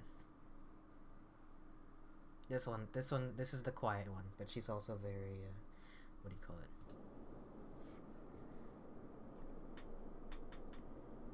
Much more active too. Yeah. This one is a bit more, I don't know. She likes the attention. Every time I call her sister over, she comes running to me. I call her, this one's named Coco, but whenever I call Honey, she shows up. She's like, oh, I can't have the other one getting all the attention. I gotta have it. So. I'm glad to hear that. In any case, thank you for humoring an old man. I would be happy to answer your questions. You seek the plaque bearing the Egyptian inscription. It is a cursed object, and I would be happy to give it to you, if Kabash had not already taken it. I will tell you, but you may find him hostile. To prepare for your encounter, there are certain things you must know. Very few know this, but before the Romans came to this city, it was once entirely Greek. The architecture, the temples, and the people. When the Romans came, in typical fashion, they claimed it as their own, built over everything that could be built over, and renamed the things that could not. Thus, the Shrine of Persephone became the Shrine of Proserpina. And when they found an obelisk bearing the name Hades, they tore it off and replaced it with Pluto instead. And the city's dwindling Greek residents, witnessing this compulsive Roman conquest, decided to preserve what they could of their heritage.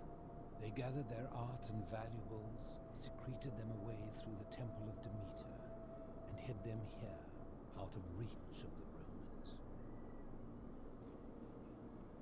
However, there was one thing that always seemed out of place to me, and it is the very thing you seek. An even older plaque bearing an Egyptian inscription. We had no idea until years later when the first of my friends began to die. As a result of their deaths, we began to dig catacombs branching off from this cavern to lay them to rest. We extended the tunnel so far that we accidentally discovered another, an even older tunnel, which somebody had gone to great lengths to keep hidden. Suddenly it made sense why there was an out-of-place Egyptian plaque among our people's possessions. You see, we proud Greeks had thought the Romans beasts for stealing and corrupting our heritage. But it turns out this game has been going on much longer than any of us imagined. I think it is best you head through the catacombs and follow Kabash's trail. There are certain things you must see for yourself. Take this key. You'll need it to open the gate.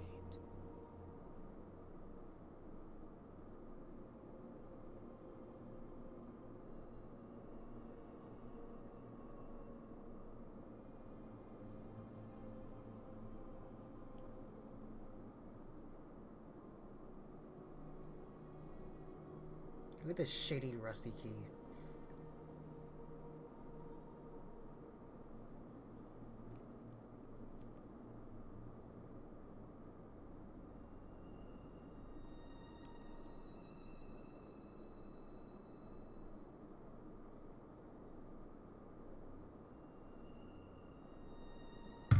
Okay. You mean, how did I end up living alone in this cave? Ah. Ha. If I... Did we not discuss it? I enjoyed our chat, but please, keep my presence here a secret. Yes. Hang on.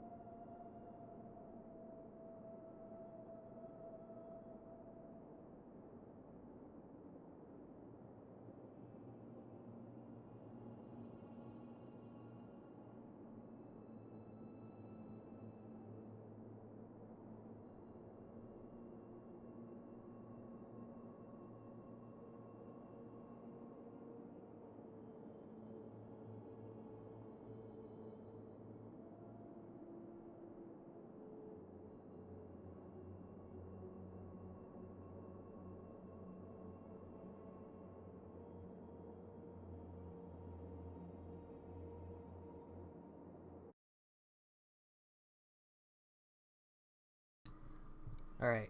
Sorry. My aunt and uncle came by. And I didn't put... I usually have a sign in front of my door that says, don't knock on my door, I'm live. But I forgot to put it up, so... Anyway. Let's get this plaque.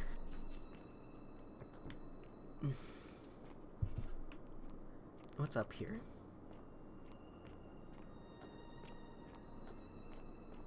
Is this just the exit? That looks like an exit.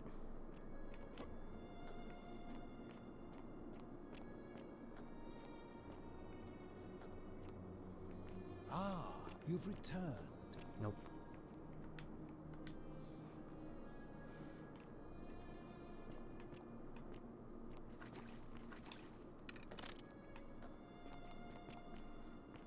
Sounds like some shit's gonna go down.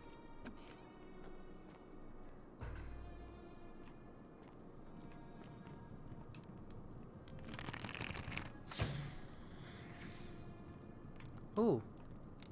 Neat.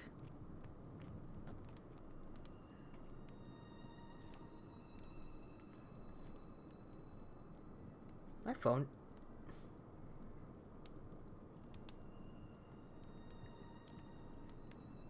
Cool. My phone just reset itself.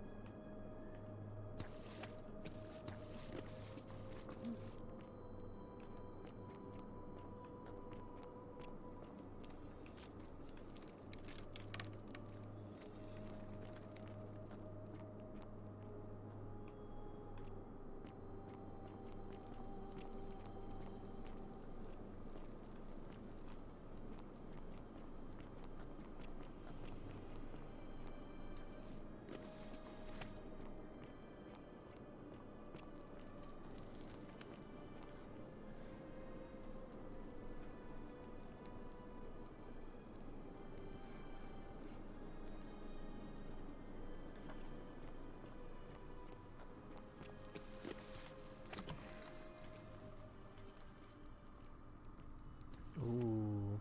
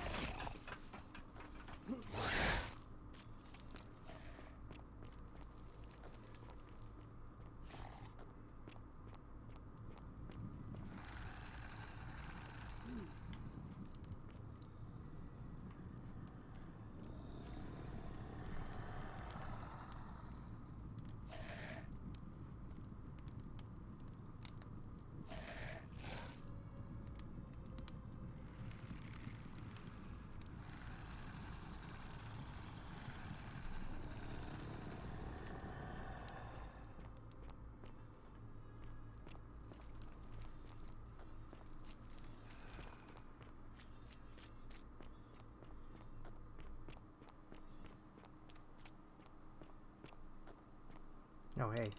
Stop. Do not come any closer. This must be the Egyptian. I don't know. Something about him.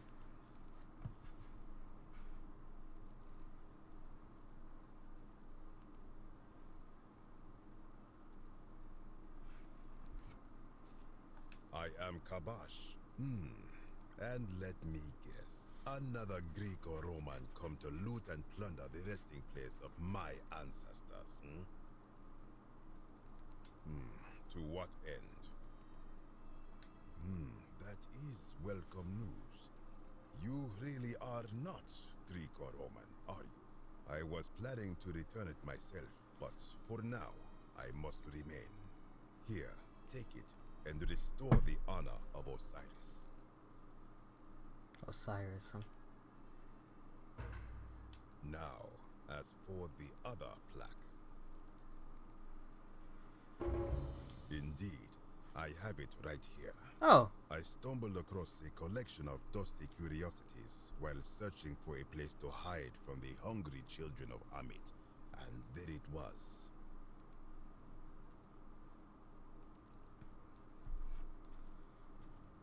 You may not.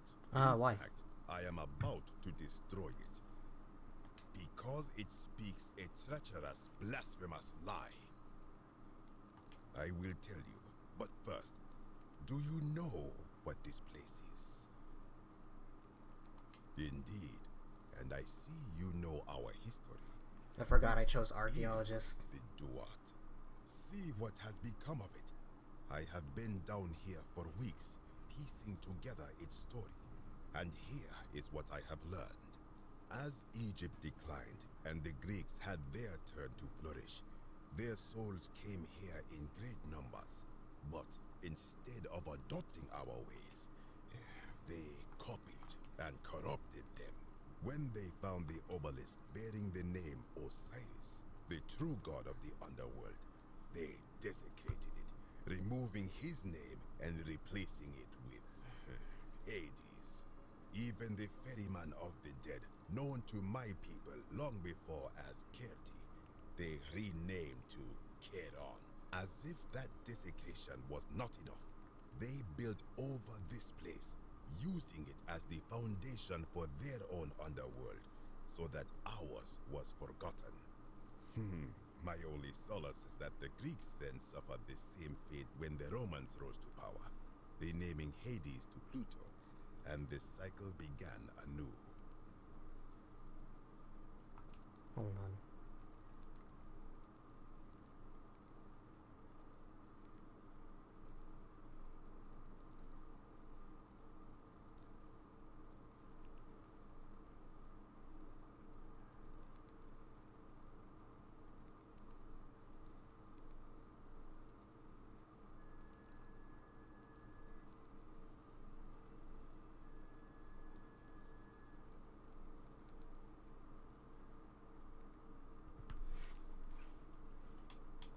It is inscribed with a script I do not recognize, but it is ancient, almost as if it is older than the plaque bearing Osiris's name.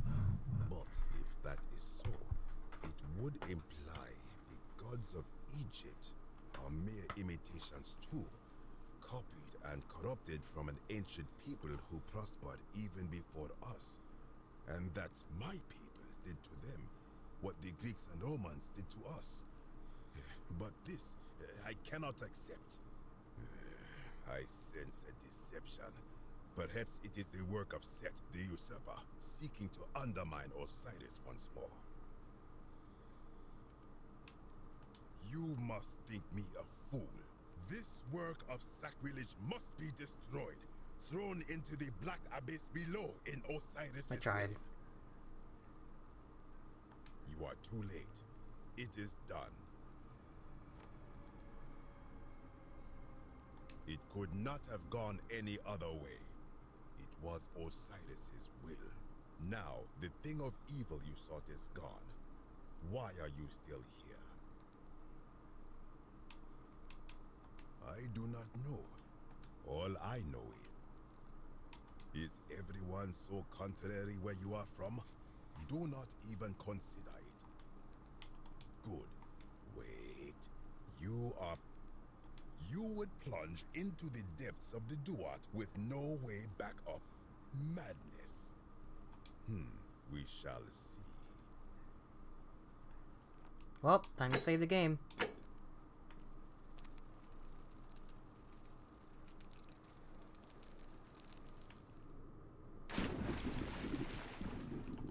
It's Sumerian.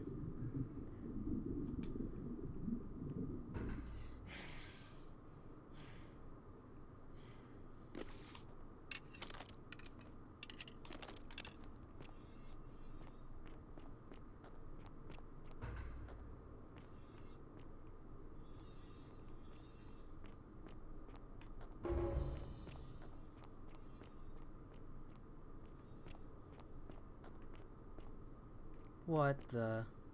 Spikes?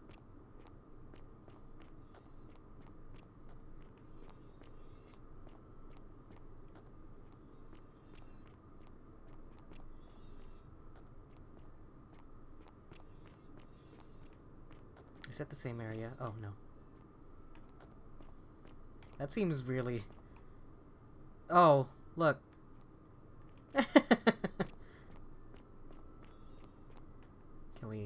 Can we skip the Indiana Jones? When I told you that you would not find a way back up, that was not a prediction.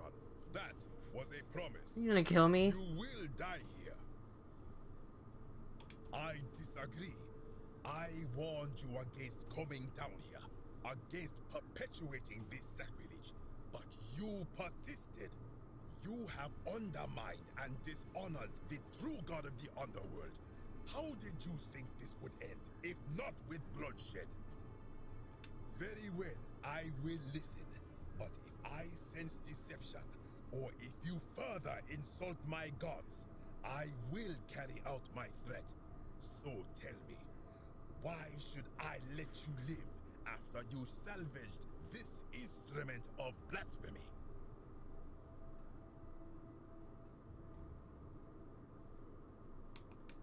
That may be true of many things, but this is different.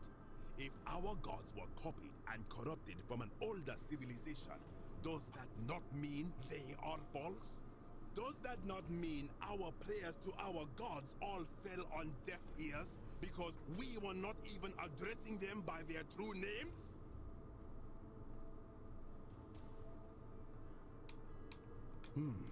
Now that I think about it, my people would sometimes call Osiris the god of many names.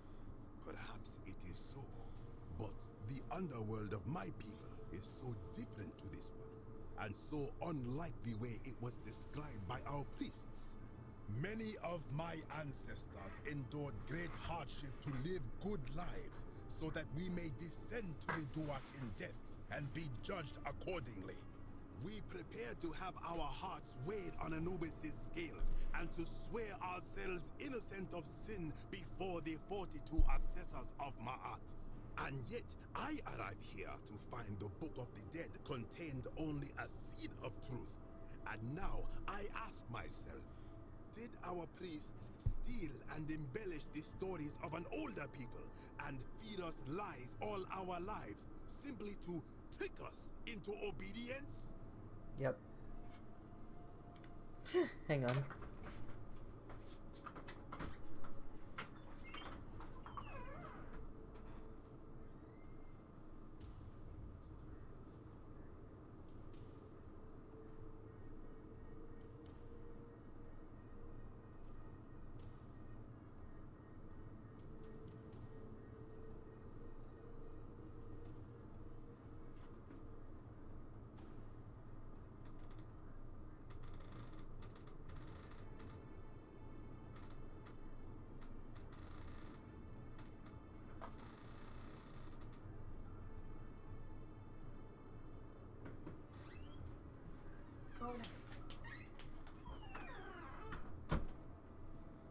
Good girl. Okay. I could say that, but he's gonna get mad at me if I say this, so... I am not sure I follow. Speak plainly.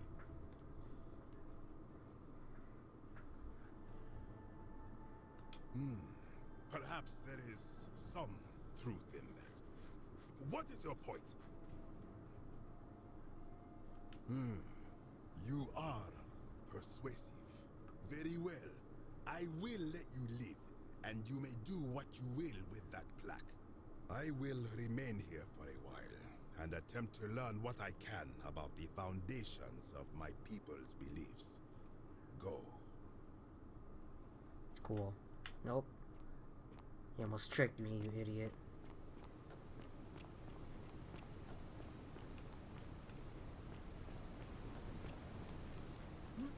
I ought to turn you into gold, motherfucker.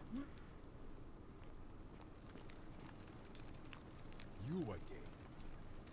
I am from Rakotis, which you may know, since the Romans had taken over from when the fires broke out last year.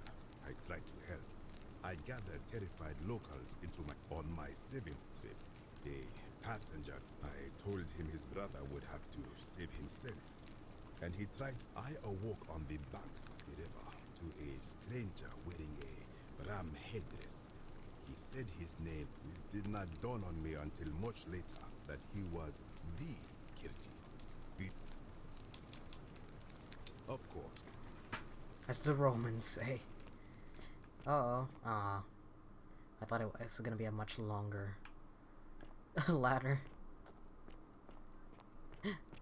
Aw. Just want my Sneak Eater moment, man.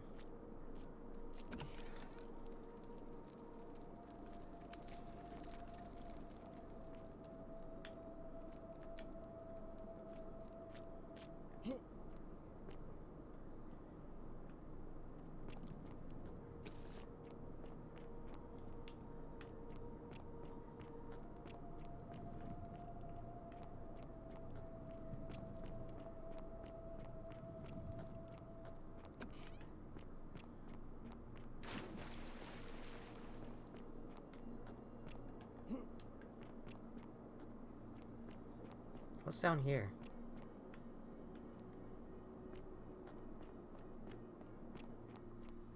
Oh, it just loops back around.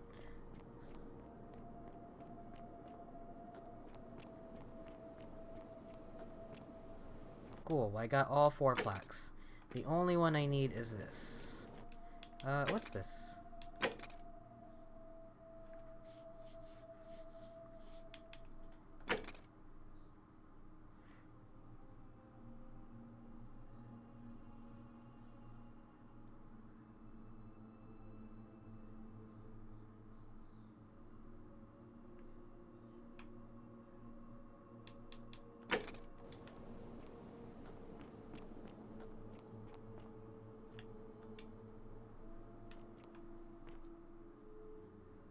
Cool.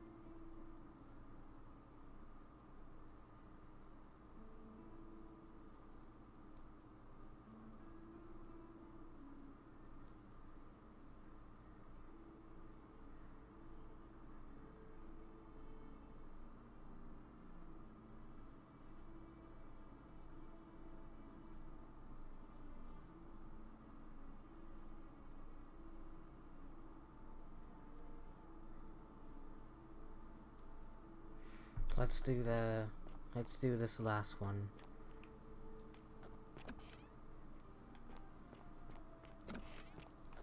Oh god, I thought it was nighttime. Okay.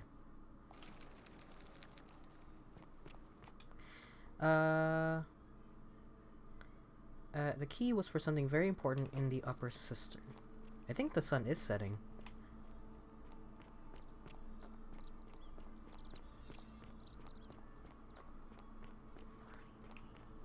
Yeah, I think the sun is setting.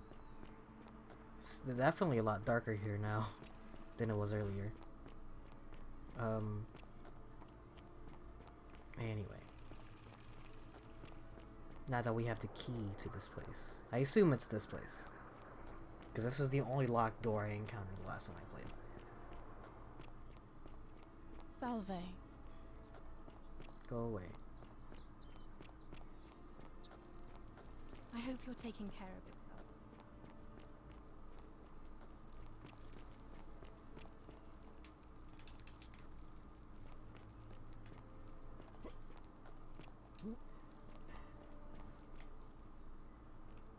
Nope.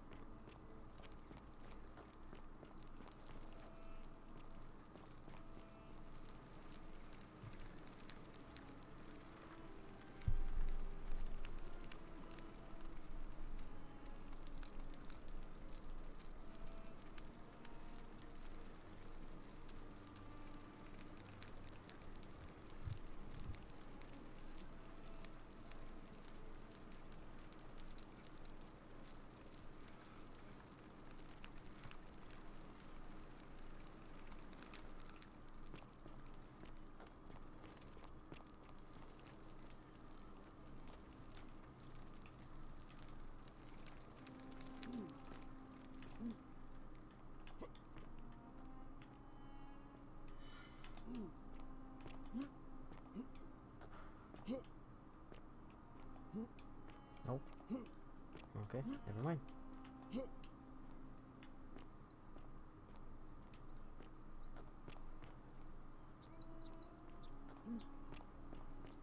I realize I'm using a guide to find all the answers to this right now, but I don't know where it is.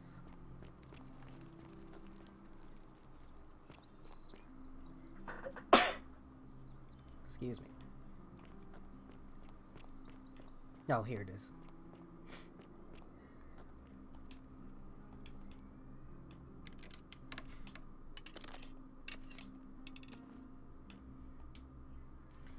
Oh, the headache is coming back. Oh.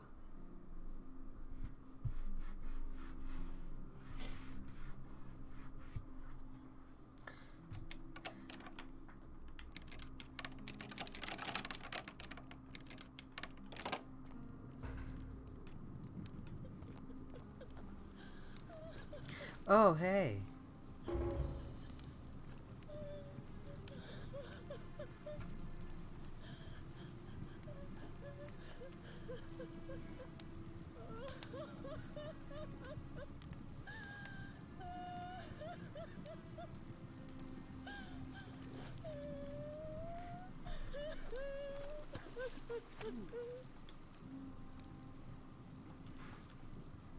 Do you know you're here?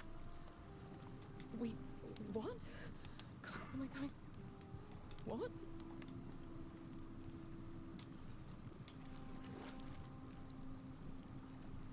I hate you.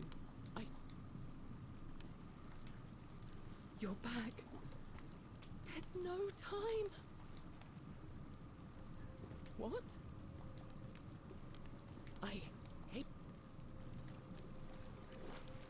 Is he actually coming this time? No, he's not. Okay. Look at that. Pretty sure I did all the quests. The only ones are this, which is the end of the game, and this, which is the plaques, and this, which is, I assume, also the end of the game.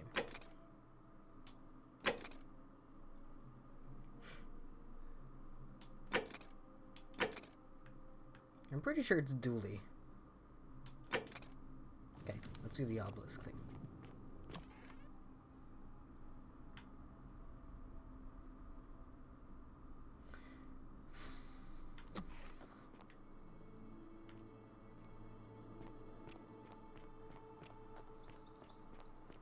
Be careful who you trust. Yeah.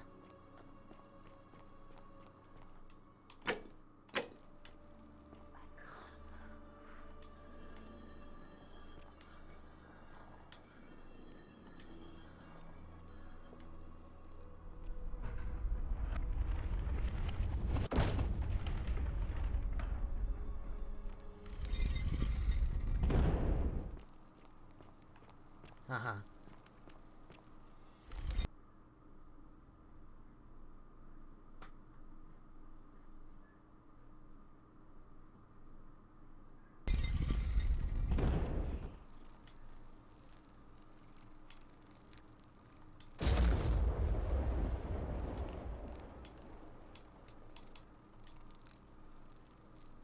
No?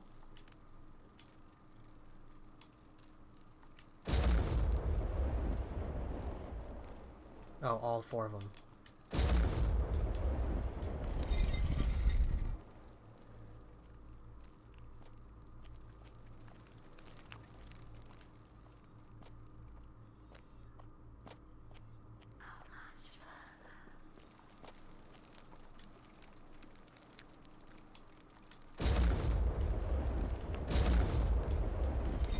Oh, in order.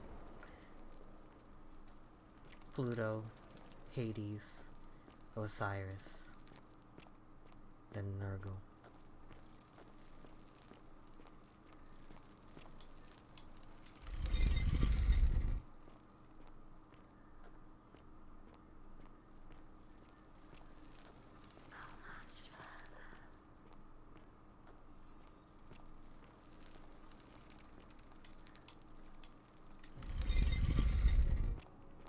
Oh, what? Oh.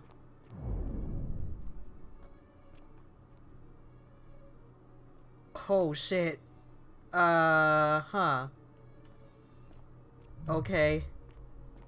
That's the Earth.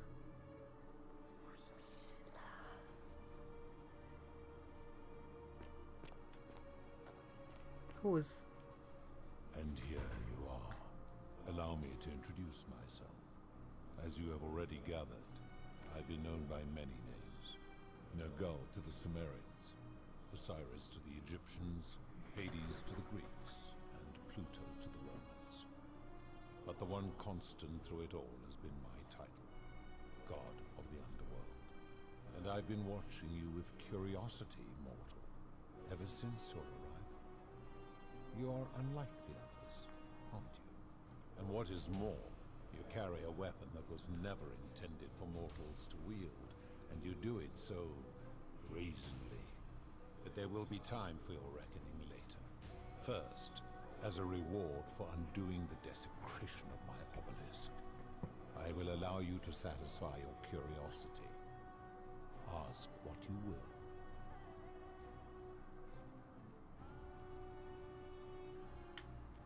My story is many thousands of years long. You will need to be more specific. What do you wish to know? This is my beloved. Like me, she has been known by many names. She's not moving. Ereshkigal to the Sumerians, Isis to the Egyptians, Persephone to the Greeks, and Proserpina to the Romans. Or perhaps you might know her as the goddess of springtime, the cycle of life and renewal.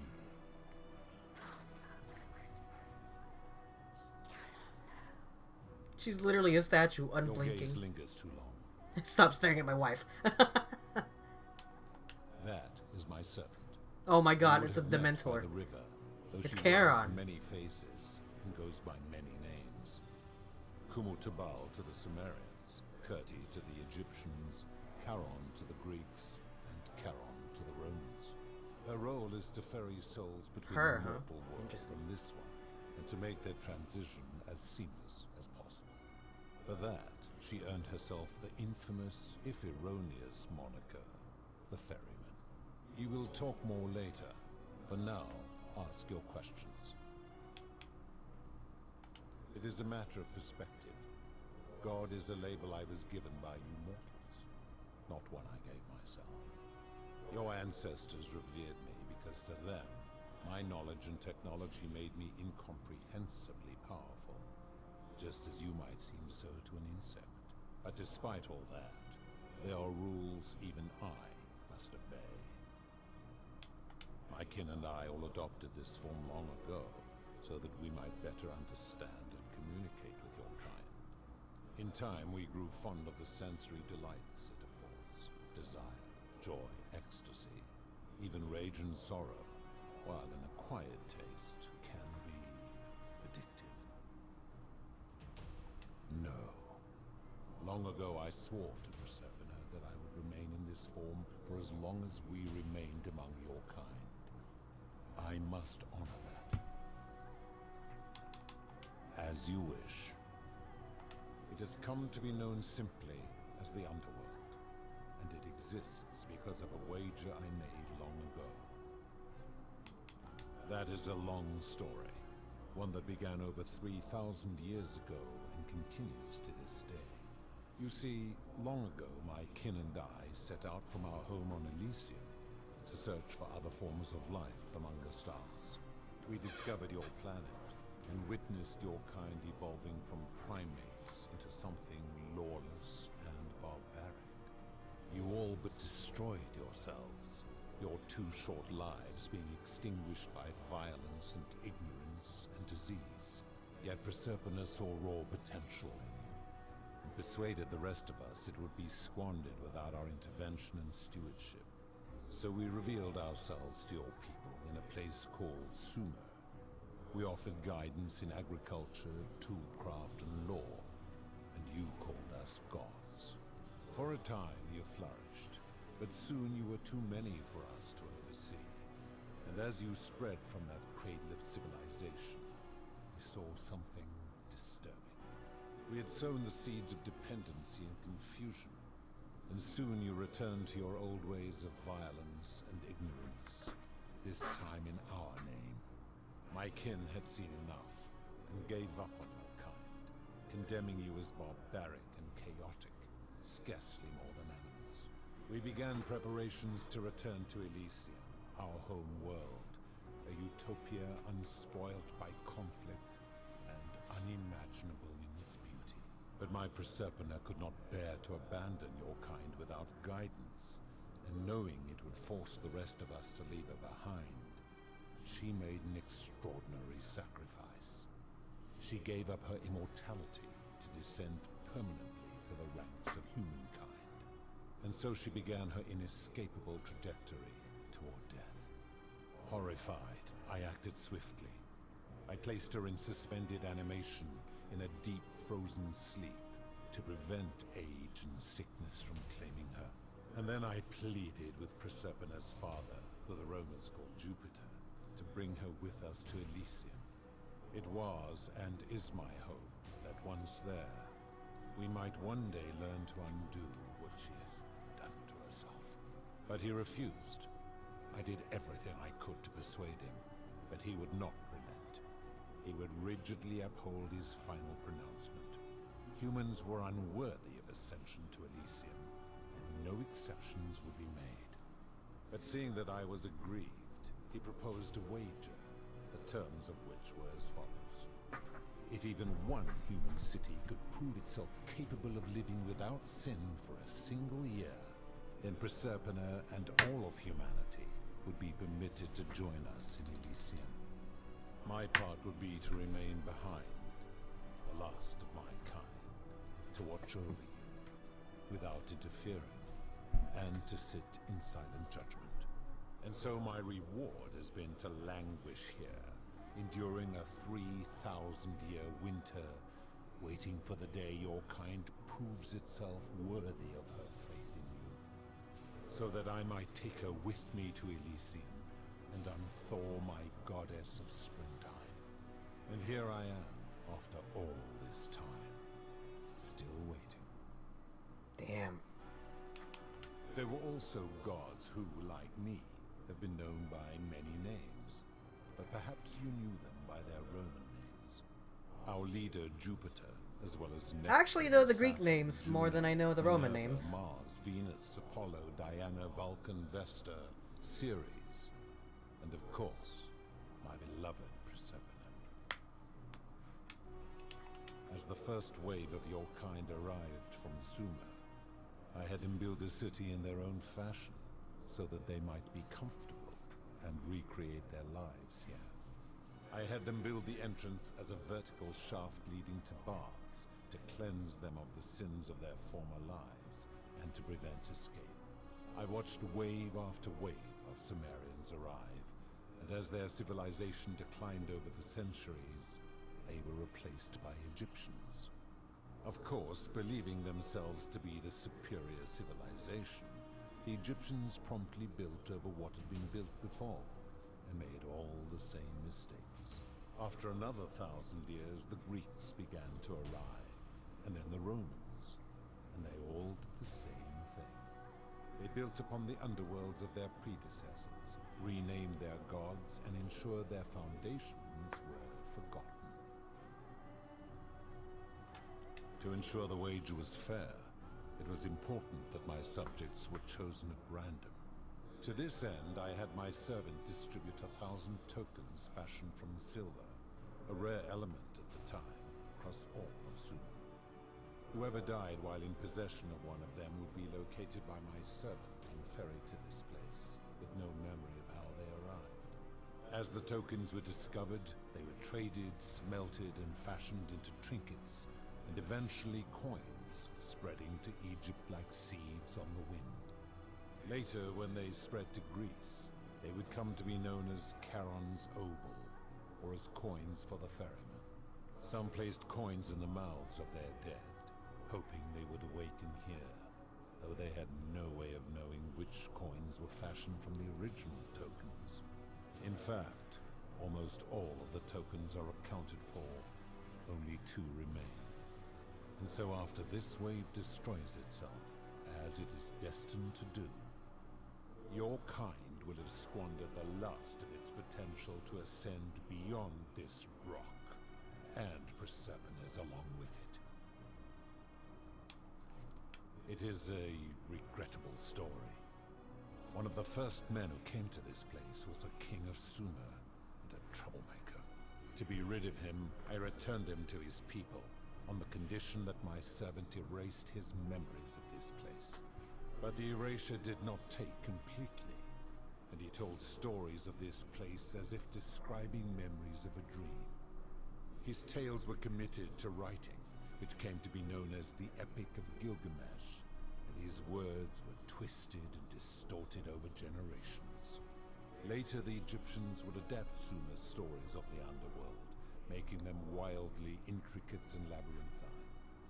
Their Book of the Dead and Book of Gates bore less and less resemblance to this place, and their priests' pursuit of profit. Then, when the Greeks began to arrive, they proved far more cunning, and in a series of incidents that will not be repeated, 5 of them escaped. A warrior named Heracles, 2 kings named Sisyphus and Theseus, a poet named Orpheus, and a Trojan named Aeneas. They each told embellished tales of this place, how to get here, and how to escape. And so from Sumer to Egypt, Greece to Rome, your kind has always told each other stories about this place, though each story contained only a seed of truth. Of course.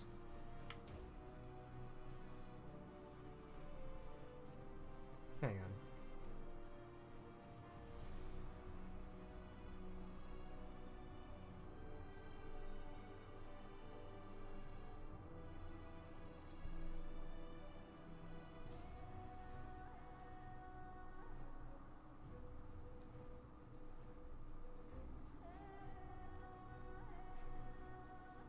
That is merely the name your people have given to it, but yes, it is my doing. That is a story dating back to the very first wave. After the Sumerians finished building their city, the self-declared ruler threw a banquet to celebrate. Now this man was unmarried, and many women were vying to become his wife, a prestigious position of power and influence in a new world. Of all the women, 2 were particularly ambitious. Both were beautiful, and both arrived at the banquet wearing eye-catching dresses and painted faces, their hair woven in elaborate fashion. The first woman, recognizing that she would require an advantage to win the ruler's affection, draped herself in jewelry, ornate necklaces, bracelets, and rings fashioned from gold.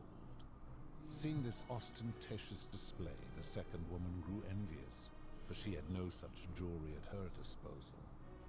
She prayed aloud to any gods that would listen to cover her in gold, and when her prayer went unanswered, she took matters into her own hands.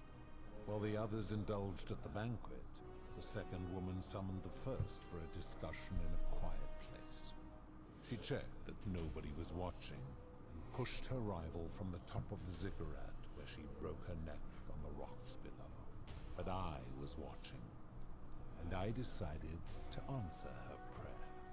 I took the golden bow left behind by Diana, and I shot that woman in the heart, covering her from head to toe in a layer of molten gold.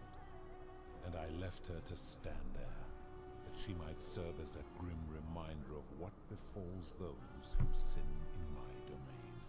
But that was not enough, for the entire city was tainted by her sin, and the wager could no longer be won.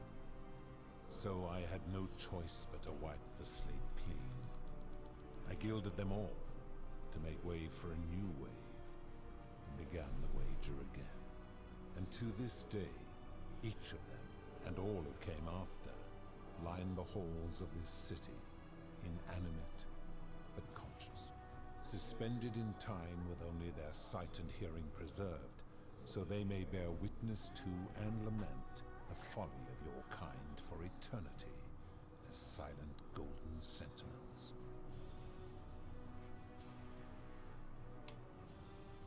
I give your kind a second chance at life, as well as ample warning about my law. And when you disobey, and you always disobey, you force my hand, bringing terrible suffering upon yourselves. And so you ask if I am the one destroying your lives. And I say, no, you destroy yourselves. I am merely the means by which you do it. When my kin departed, they left behind many relics which I inherited. A consolation prize of sorts. The golden bow originally belonged to one of my kin, who the Romans called Diana. As my collection of golden statues grew, I chose the most ferocious among them, and equipped them each with a duplicate of her bow, and tasked them with hunting down the Forsaken at my behest. They became known simply as Furies. I've always considered that the cornerstone of morality is the ability to determine right from wrong on one's own. No attempt to lay out rules like your Code of Hammurabi or your 12 Tables of the Roman Republic can ever cover all possible scenarios. This should come as no surprise to you, since the core principle has been expressed in many forms by many of your civilizations. The Egyptians made a rudimentary attempt with do to the doer to make him do. The Greeks refined it with avoid doing what you would blame others for doing. The Roman Stoics added, treat your inferior as you would wish your superior to treat you. Even the so-called cultists hiding among you often say, do unto others as you would have them do unto The you. cultists. It is the simplest of concepts, and each one of you is born with the faculties required to apply it to any situation. Yet none of the peoples who expressed this rule were able to uphold it. Curious, is it not?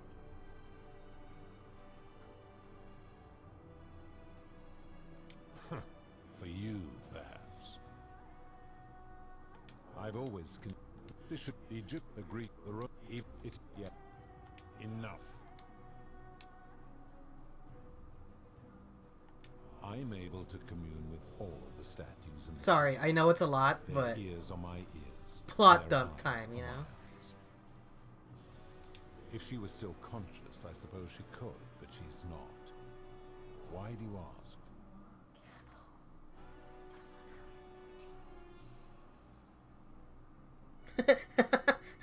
Then what an odd question.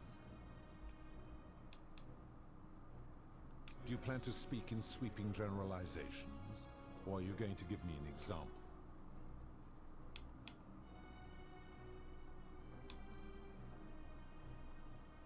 The merchant. How is that inconsistent with the rule I've outlined? I disagree. Having watched this merchant, that is precisely what he would expect from others, and he would be quite capable of paying the price anyway. Applying this rule always requires speculation to some degree. It requires us to ask what another person would want if they found themselves in another situation. Not if we're wise enough to know the mind of man. Supposing you're right, then my law has been broken, and I should turn you all to gold immediately. Is that what you want? Then your desire to be right outweighs your desire to survive. You will make a fine statue.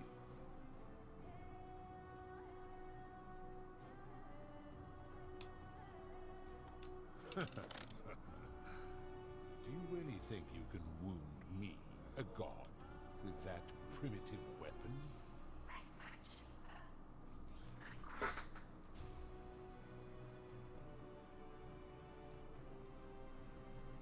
How dare you threaten her? This ends now. The many shall suffer for the sins of the one.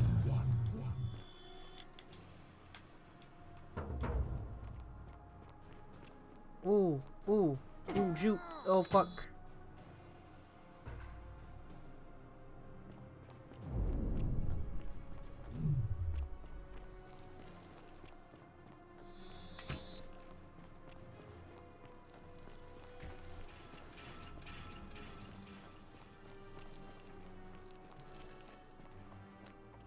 I didn't actually think that wielding the wooden bow would have done anything differently.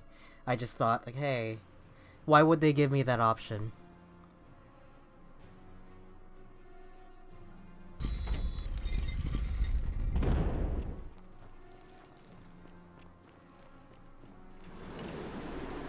Convenient zipline.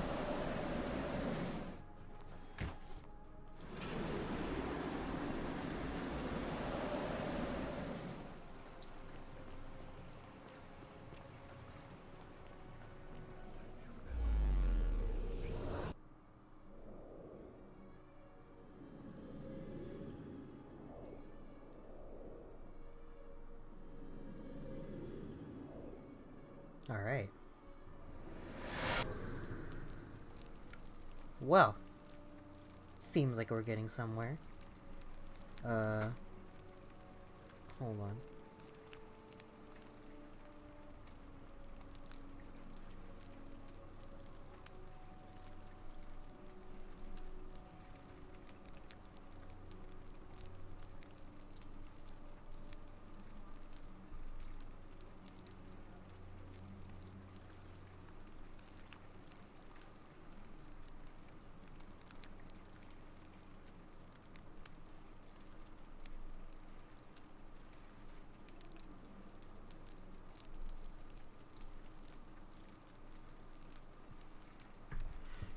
Okay.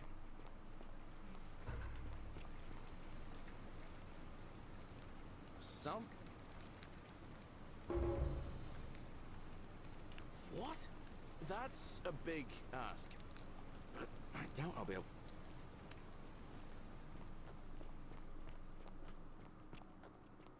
What is that? Oh.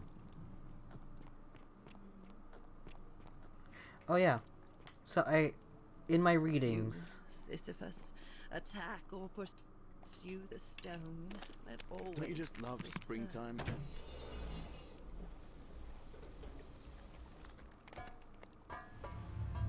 The many shall suffer for the sins of the one.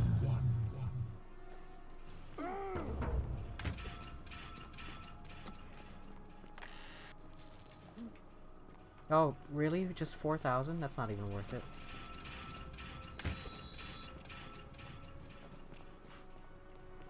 I was just told there was money back there. Not really a huge amount of money, is there? I mean, it's still enough. Like, I have enough, but I don't think I'm gonna need it. I guess it's only if you're just still stuck on that Ulpius quest. Be really useful. But anyway. Moving on, now that I've done all those.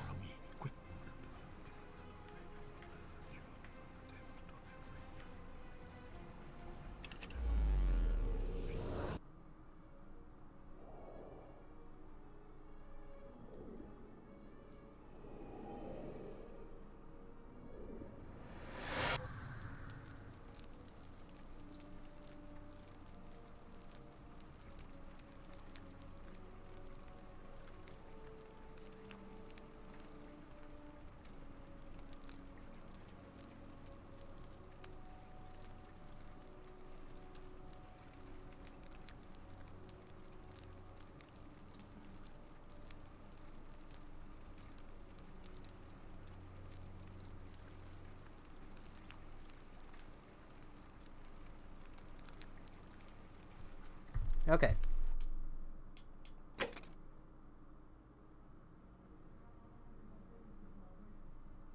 Oh. Persuade the god of the underworld to abolish the golden rule.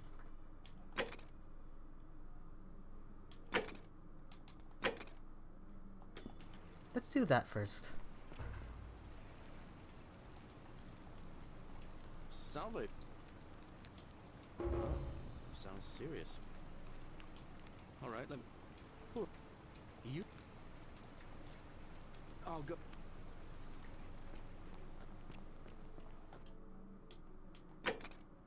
While I do this.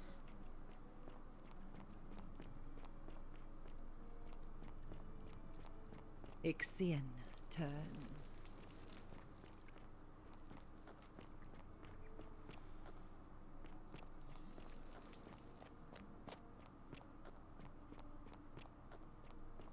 Fabian, listen.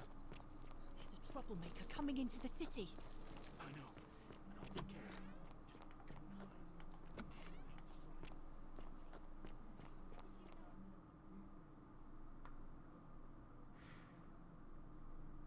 Let's go talk to that philosopher.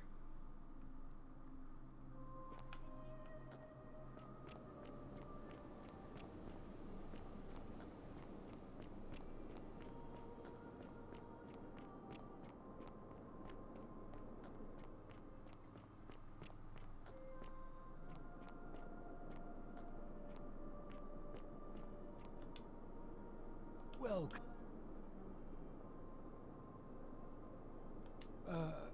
I was indeed, but we've never... Oh, that's a relief. For a moment, I thought it was I who was touched by madness. I assume you're asking me this as some kind of amusing hypothetical? Extraordinary. Then let me see if I can help you. I suppose first I'd want to gather information. I'd want to know about his reasons for imposing the Golden Rule, and what he considers a sin. If I could expose some internal inconsistency in his reasoning, some degree of hypocrisy, I might be able to compel him to change his position.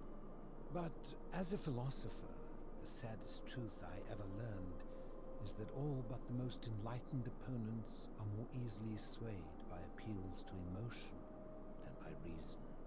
So the easiest path would be to find his emotional susceptibility and exploit it. If he was vain, I might try to flatter him. If he was merciful, I would try to evoke pity. As a last resort, I might figure out what he fears losing above all else, and, if I could, threaten to take it away. Though, of course, that could easily go awry. Now, go quickly while my words are still fresh in your memory. It seems like I was in the right direction.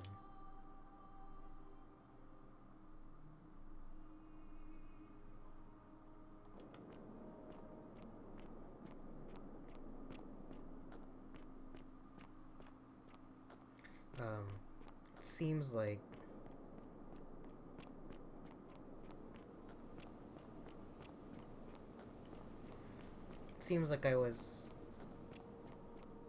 I just needed to find the right thing to hit, and I don't know why I went with the market guy. But I thought I was gonna get the chance to talk about more of the options, but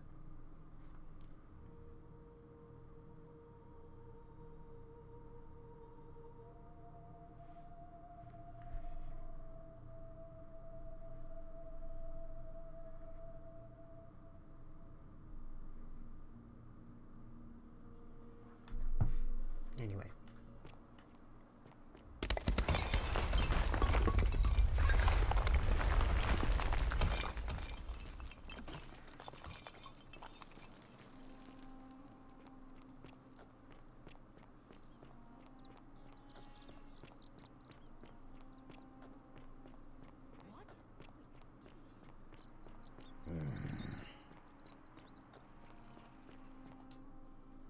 Do I still have the...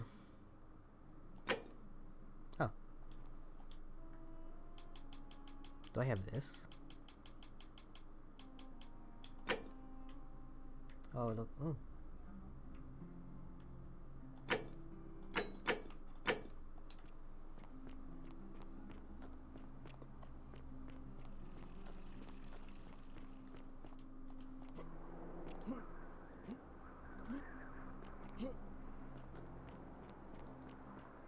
The Crown of Proserpina.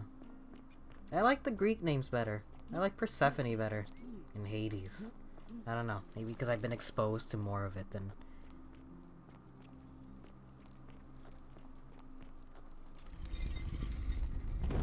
Okay. Let's do this again, shall we?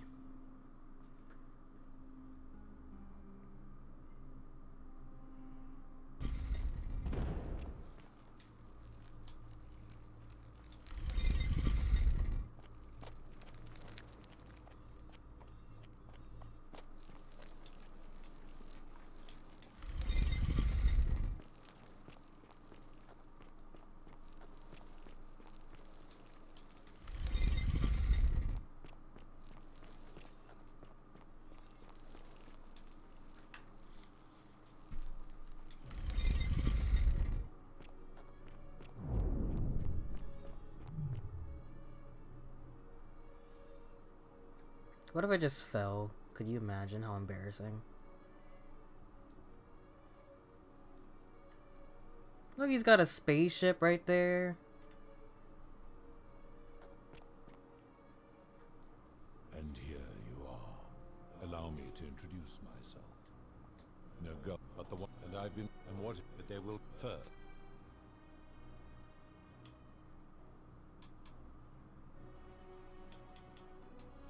I would recognize that anywhere.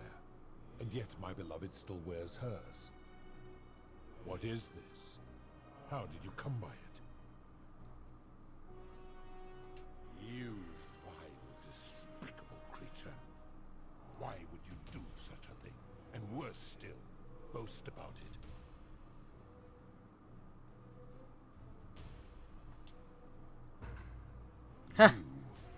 You have put me in an impossible position. If I refuse, you will murder her.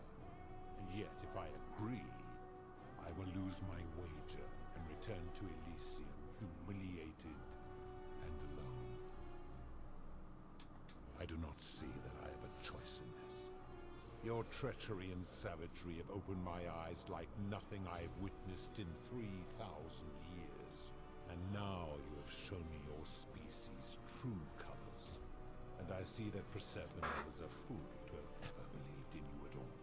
This has gone on too long. Psycho. It's time for me to let go of this form, of her, of all of you. But know this, if I abandon the wager and leave for Elysium, neither she nor your kind may ever ascend.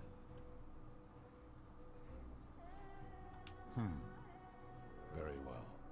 I will have Charon make arrangements to ferry the others. But as for you, be aware you will be separated from the rest. Once this exodus begins, the events that brought you to this moment will never have taken place, and you will have created a paradox.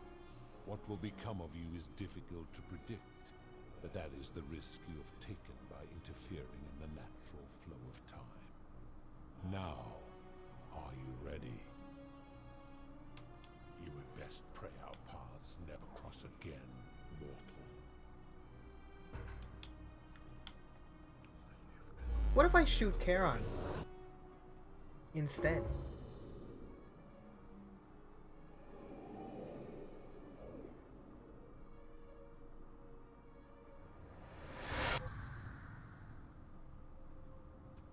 Hey, it's Al. Oh. Hi there. Gave me a bit of a fright. Well, know who you are. Oh, did that lady in the forest send you in here after me? I guess I lost track of time. I'm fairly certain you and I are the first people. Fortunately for us, the last person in here was a Roman man named Galerius, who inscribed an account into a tablet. Apparently, there was a community of 20-something people trapped in here. They believed that if even one person sinned, an unknown god would cast them all into... Then, one day, just as Galerius had finished praying for a good heart, an oracle appeared and told him how saving the life of a dying woman, foiling an assassination attempt, and so on. Meanwhile, the oracle walked up to the temple of the mysterious god, this one right here, and demanded an audience. And the doors just opened up to him. Nobody knows what went on in there, but Galerius wrote the oracle must have been more persuasive than Odysseus, because the next thing he knew, the ground shook, and the voice of that god rang out over the city. The many have suffered long enough. Unfortunately, Galerius' account just sort of stops after that, leaving a lot of questions unanswered. What became of him, and the other people who lived here? What happened to all the golden statues? And did this mysterious oracle single-handedly undo the curse that had terrorized people for hundreds of years? What? Anyway, I think I found a way out through the aqueduct that brought water.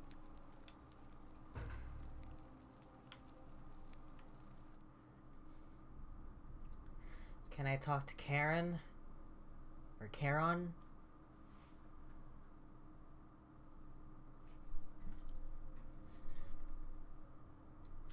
It's cooled off enough already.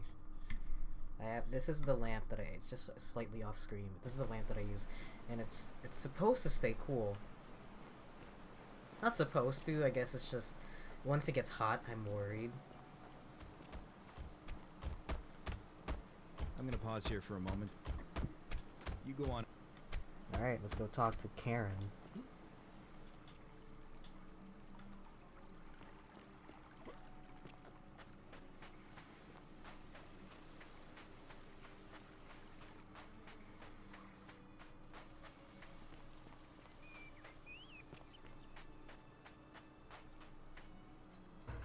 You're back. But why don't you tell me? Ah, I see. I thought you might. Well, now you know. I suppose you have questions. You can just call me Charon, if you like. I am sorry I was not completely honest with you when we first met. I do not enjoy deceiving people. Believe me, I do not. But I have learned, from 5,000 years of experience, that most people find comfort in familiarity, in gradual change, and coming to see the truth in their own time. That you died, of course. You were dead when I brought you here. My role, as the servant of the god of the underworld, has always been to assist the chosen to cross the threshold from the land of the living to the land of the dead.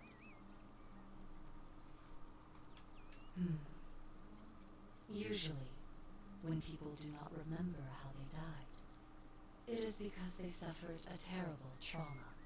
Most souls would rather not remember. Ask yourself honestly, do you really want to know? Yeah. As you wish. You were murdered. Huh? You were exploring an old tomb when you discovered a cache of forgotten relics, including 2 silver coins of ancient origin. Unfortunately, as you emerged into daylight, you were set upon by 2 thieves. A nearby hiker saw the scuffle break out and leapt to your aid, trying to help you recover your bounty. You both fought bravely, but your assailants were armed, and you were not. There was nothing you or your ally could have done. He died instantly at the scene, and you followed a few hours later. Is that Al? That man's Yeah. name was Al Worth. You were each in possession of a sacred coin, called Charon's Opal by some, and so it was my duty to bring you here. It means I am now bereft of purpose. There is nobody else to ferry here, nobody to keep you company. After 5,000 years, the underworld has finally run its course. Holy shit. Perhaps you have heard the tales of the Greeks and Romans bearing, well, those stories. A long time ago, my master created 1,000 silver coins and had me distribute them across the world. My orders were simple. Whenever a person died in Yeah, I know this. it means there is nobody else. I see no point in keeping you here. But I have to ask one thing. That you keep this to yourself. Look, here comes Al now. Al, it's so good to see you. Kinda lost track of time in there. You wouldn't believe, and there was a tablet describing an oracle who confronted a god and undid an ancient curse. Sounds like quite a story, and I look forward to hearing all about it. But you two look exhausted. Why don't you hop in my boat and rest while I ferry you back to civilization? Sounds good to me. And you? Are you ready to go home?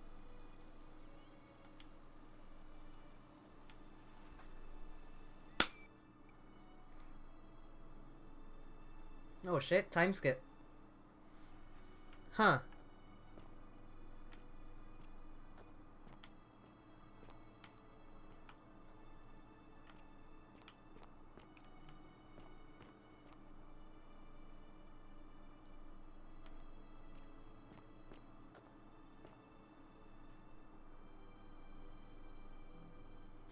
Hey, you made it. It's great to see you again. I read your book, and what the critics said about it. I guess they weren't ready for your theories about the underworld. Anyway, after everything you've been through, I thought you might appreciate some good news. So after we got back to the real world, I started doing some research into the people mentioned in Galerius' tablet, and I found something strange. I'm sorry I've been so cryptic. I've been dying to tell you. I just really wanted you to see this for yourself. Why don't you head on down there? I'll catch up with you at the other end.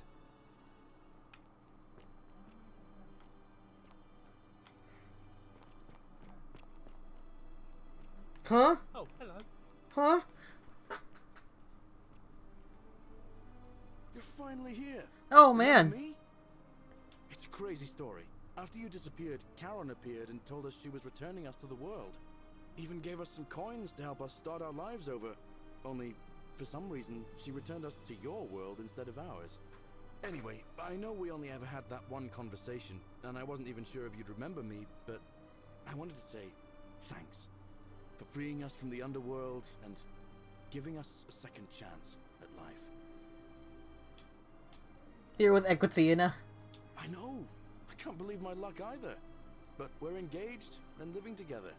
We're planning to get married next spring. If you're going to be around, we'd love to see you there. Oh, I used Charon's gift to buy a farm in Umbria. Got a villa on it too, with enough room for Dooley, of course. It's hard work, but I sleep soundly every night. I'm finally my own man, and I wouldn't change it for the world. Of course, there's a whole museum full of people waiting for a chance to thank you, so you better keep moving. We'll speak again soon, my friend. Holy shit. You're here. It's lovely to finally meet you. Galerius told me all about you. So, you're the hero who somehow vanquished the last of the Roman gods. As I'm a priestess, you realize you've put me out of work. I'm just teasing. Actually, and it still feels a little sacrilegious to say this, I'm finding life after religion quite enjoyable. Oh, it's sweet of you to ask. She recovered nicely. In fact, she's here somewhere, if you'd like to ask her yourself. I don't actually remember who Livia is. Galerius and I are engaged and expecting. We've just bought a lovely villa in the countryside, with room for a large family, and Dooley too, of course. It feels like the world has just opened up for us. There's so much to learn, and so many more possibilities for our children than we ever imagined. We're just so thankful for what you did for us. For all of us. See you at the wedding, I hope. I don't like this guy. I'm Dooley. Galerius said you're very nice, and a big treasure. Oh, I forgot about that. Yeah. I live at Galerius and Equitia's house. Bye-bye. I just don't like Dooley. There he is. So he just immediately steals. Hey. You're... Oh, of course, sorry. And I never got a chance to thank you for telling Galerius how to save my life. And of course, getting me, and all of us, out of a terrible situation. Last I heard, Malleolus kept insisting he was the last rightful ruler of the Roman Empire, and wound up being committed to a psychiatric hospital. As for Claudia, she was always so viciously unhappy. Someone said she'd blown all her money on wine, trying to drink herself back to the underworld. After the horrific way they treated Ulpius and me, I can't help feeling a sense of... what's that German word? Schadenfreude? Thank you. You're very kind. Ugh. Someone told me she was boasting about getting her claws into some rich prince, and how she was going to be living the high life from now on. Even in your time, life still isn't fair. Apparently he'd proposed before they'd even met. And last I heard, she'd bought herself a first-class one-way ticket to join him in some exotic place called... what was it? Nigeria? Some people have all the luck. Well, you are the Some Oracle. Nigerian so I prince. suppose I'll take your word for it. Huh. I feel better already. Thank you. Oh, I barely recognize myself. I'm living in a house share in London with my wonderful girlfriend. Hey! And I'm studying English at university. Eventually, I want to travel the world and write about it. Turns out, it's about 30 times bigger than the Roman Empire ever was. Did you know there are entire continents Rome never knew existed? And Can you you can travel imagine? almost anywhere in an aircraft, which is rather like flying on a Pegasus, but much more comfortable. Oh, sorry, you already know all that, of course. I'm just so excited. There's so much to see and learn and write about. I have noticed people from your time have no idea how fortunate they are. I hope to change that. One day. Can you imagine being displaced from your own time period by a margin of about thousands of years? You too. If you're ever in London, let me know. We can go to bars and drink wine and listen to the stories of the 9 million people who live there. I hope so.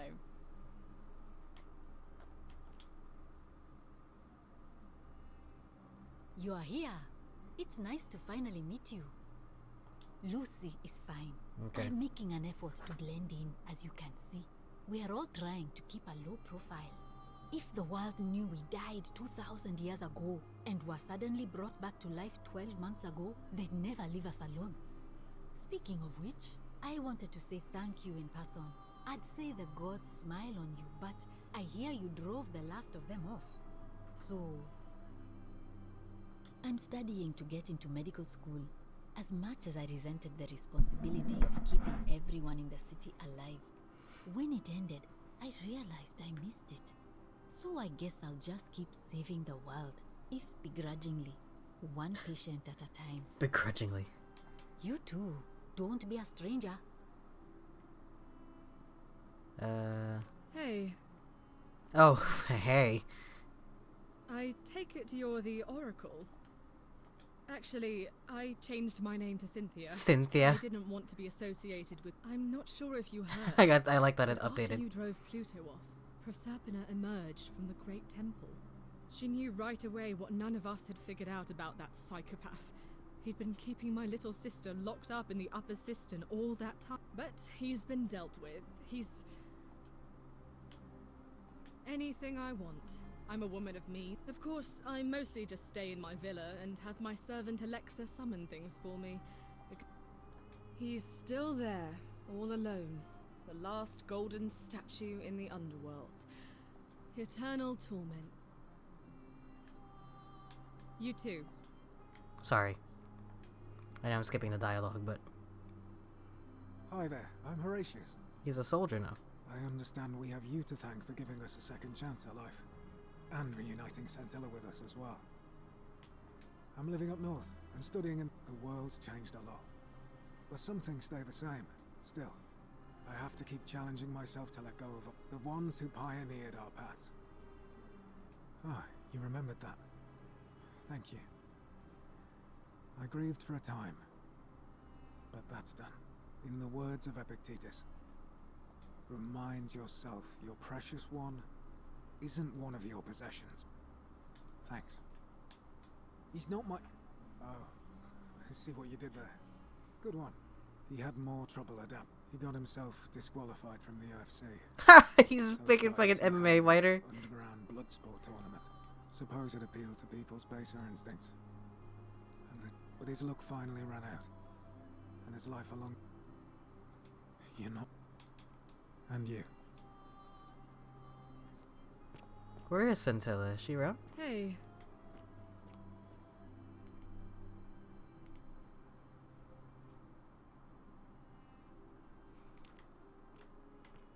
I guess not. Evening. Look at all these bald men.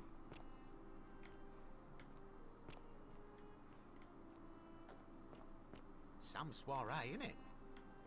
Oh, it's her. Good evening.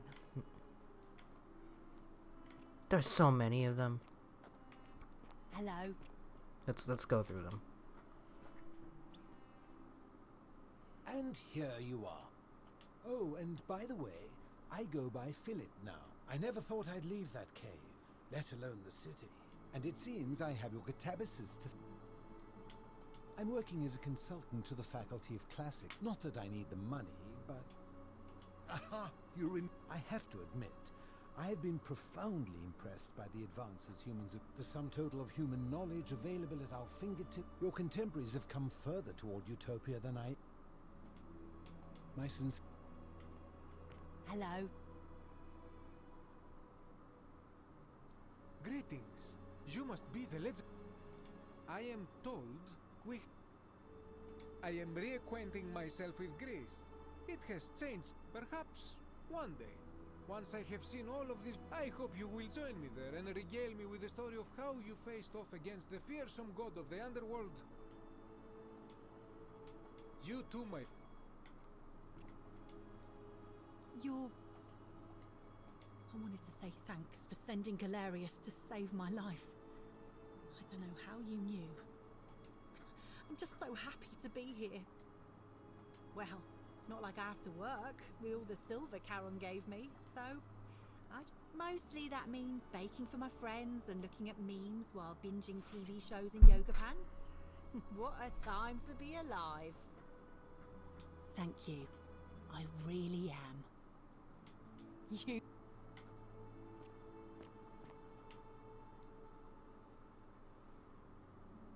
Oh, hello. It's lovely to meet you. I've heard so much about you. I'm thankful that you're here. I was sure the person who drove off the last pagan god would have more important things to do than visit, but thank you. I'm living in Rome again, in a charming little flat by the Tiber. Not far from my old place. Oh, and I'm training to be a crisis counselor. After you sent Galerius to persuade Ulpius not to take his own life, I was inspired. I just want to spend the rest of my life helping people, like you helped him. Thank you. And you. Oh, and I hope this isn't too forward, but some of us are going out for a drink after this, if you'd like to join us. Wonderful. I'll see you soon. Some soiree, innit? No. Good evening. Greetings. Thank you for your kind words and for liberating us all. Oh, Olivia was the old lady. In all the time I was in the underworld, I never once imagined that I might end up in a place so much like Elysium. Ah, you remember that. I'm a little tired of Ovid, but that's all right. I have 2,000... I'm already up to the 19th century, and am quite enjoying the work of a fellow named Poe. Men have called me mad, but the question is not yet settled whether madness is or is not the loftiest intelligence. I'm recovering, Octave. And you?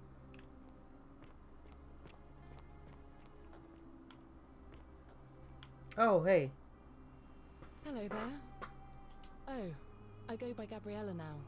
I didn't want to be reminded of that monster every time I heard my own name.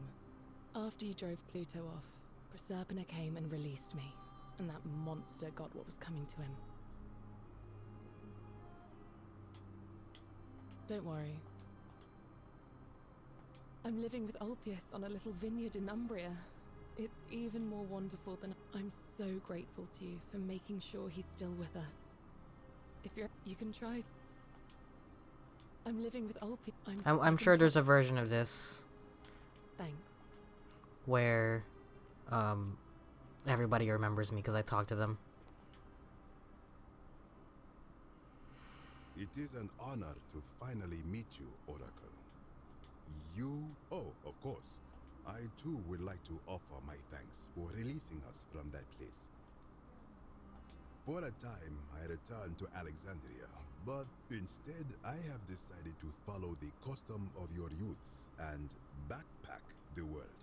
I spent the first 25 years of my life avoiding the 42 sins that would deny me access to the afterlife. Now, I think it is time I had some fun. Indeed. Thank you,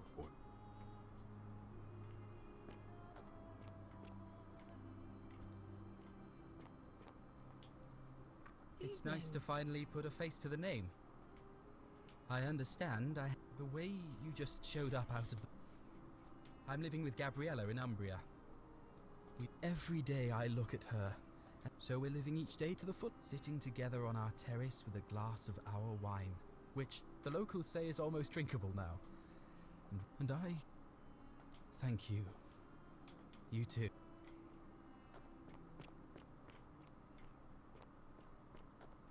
Oh look, it's the dice tower, it's the plaque, it's the Jesus fish.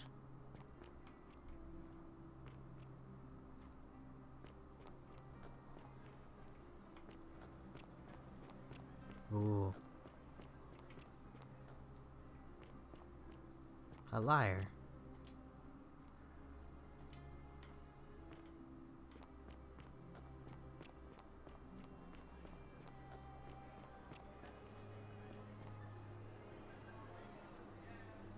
There you are. I hope you enjoyed that. Now, there's one more person I wanted to introduce you to. I think you know her. Sorry if I frightened you. Just a little joke I've been saving for a long, long time. Allow me to introduce myself properly. I am Proserpina, former goddess of the cycle of life and renewal, and now a regular mortal. I wanted to meet you in person, and thank you for freeing all these people, and me. I hate to think what would have happened to us without your intervention.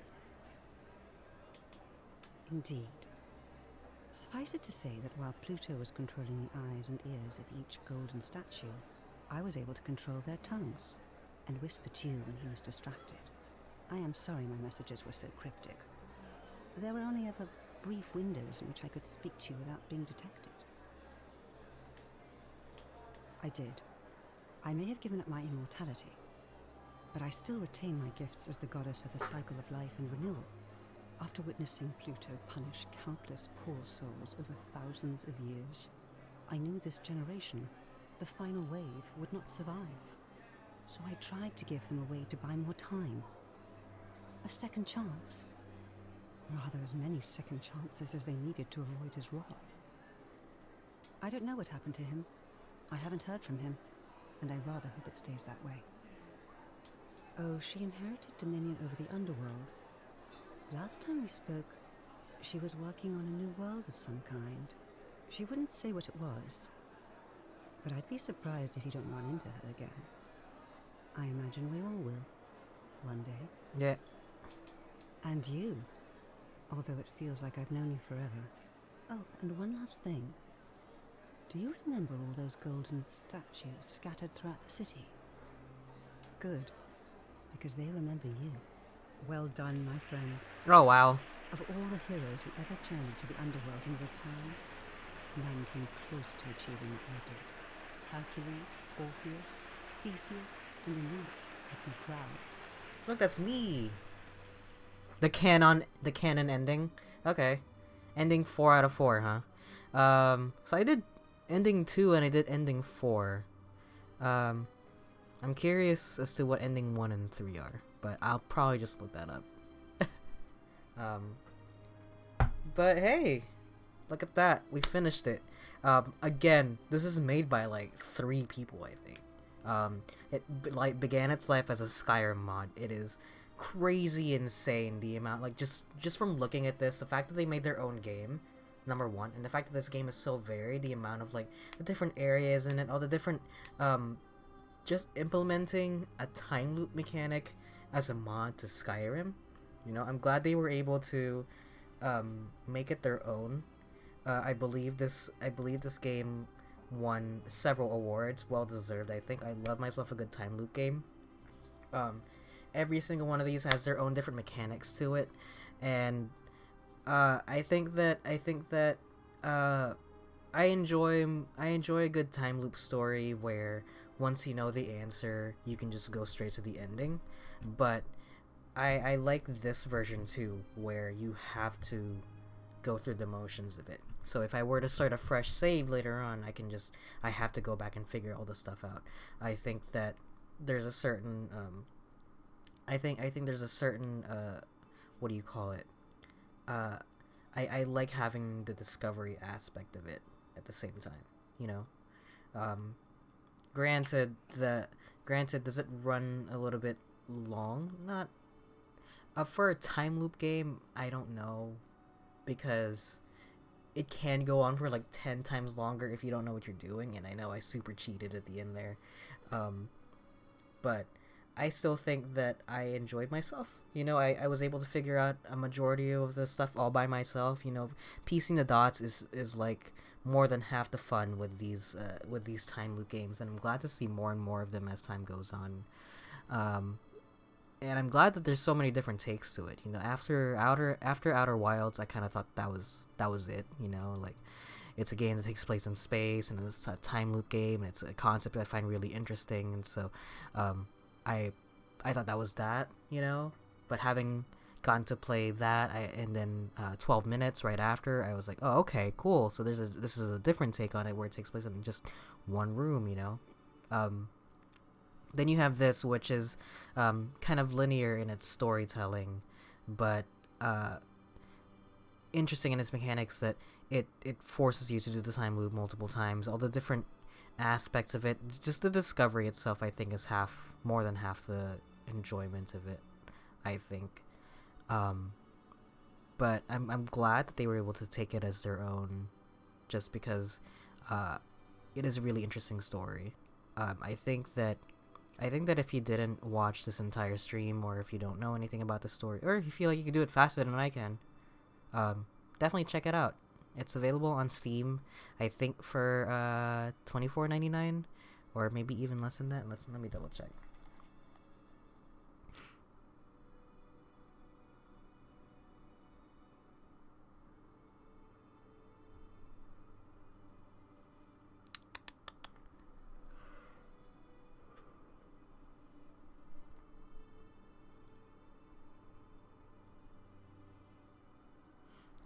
The Steam app on mobile sucks.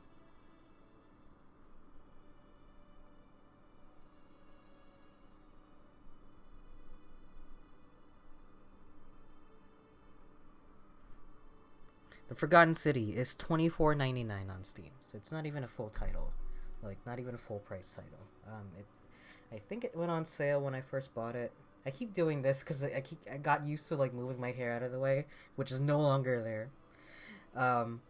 But oh my god, it got console ports too. Oh, look at that. Holy shit. You can get it on consoles too? Shit. Check that shit out. I didn't even know about that. I'm guessing PS4 and Xbox One. Which means if you have a PS5, you can also play it on there as well. But yeah, super, super cool. Definitely check it out. Congrats to all that got a chance to work on a project like this. It's always very rare to get into something that's like, I like myself a good contained story. I think that that's part of the reason why I enjoy a time loop story, because you know exactly how it's gonna end. But a story that's like point A and point B are like this close, but it spreads out that big. I don't know how to explain it. It's super interesting. I like myself a good puzzle game, even though I'm not very good at them. I can usually navigate my way through a majority of it before I start giving up. But I'll say that for a puzzle game, I put as much effort in it as I did, because I found the concept of it that much more interesting. You know, if I didn't give a shit, like, I love myself a good time. I know I've been saying this multiple times, but I love a good time loop game, and the only reason I stuck with this is because it's interesting to me, you know. So kudos to everybody that got to work on this. We'd love to make even better games in the future, and you can help out by recommending The Forgotten City to a friend or writing a review. The more people play our games, the more we can level up. Yeah, look, straight up links to their stuff. I'm not gonna do that right now. But cool beans. I might replay this game again just so find out, or at the very least look up what the other endings are. But anyway, that was The Forgotten City. Thank you all so much for watching. if you miss any part of the stream, you can catch it at twitch.tv/Soromoto. Oops, I'm gonna turn that off. You can catch the streams at twitch.tv/Soromoto, or you can catch any of my previous streams on youtube.com/Soromoto. Every stream I put up gets uploaded on there. If you want to be notified of any future streams, follow me on Twitter at twitter.com/Soromoto. Also, if you are so inclined to help me out, I do have some merch on sale at boomstreamelements.com or store.streamelements.com/Soromoto. Again, I'm going to be redoing some of these, but right now I just have a t-shirt and a long sleeve shirt and a mug. I like the mug. The mug's very nice. Mug's very nice. See that? I have one. It's made of really high quality. I don't know how to explain this, but I have mugs where like the whatever is printed on here is just printed on top. Oops, I didn't realize there was even water in there. Where it's like it just feels like it's printed on top, and it feels like, you know, multiple washes will like peel it away. But no, it feels like it's really high quality. It feels like it's, I don't know how to call it, but it feels like it's just in there, you know, like it's molded in there. I don't know how to explain it, but it looks really nice, you know. It looks just like it does in the picture. I am gonna be redoing the logo just a little bit, but if you are so inclined to help out a small streamer, check out my merch or send it to some other friends. If you want a nice picture of a good little dog on a t-shirt, I'd get these actually. I feel like the reason why I'm redoing the logo is because the red part just comes out a little bit washed out.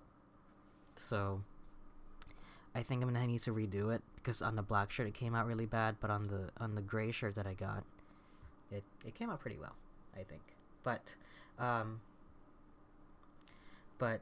we'll see how that goes. But for now, oops, I just closed out all those browsers. I was watching a bunch of YouTube videos. But anyway, that's it for me.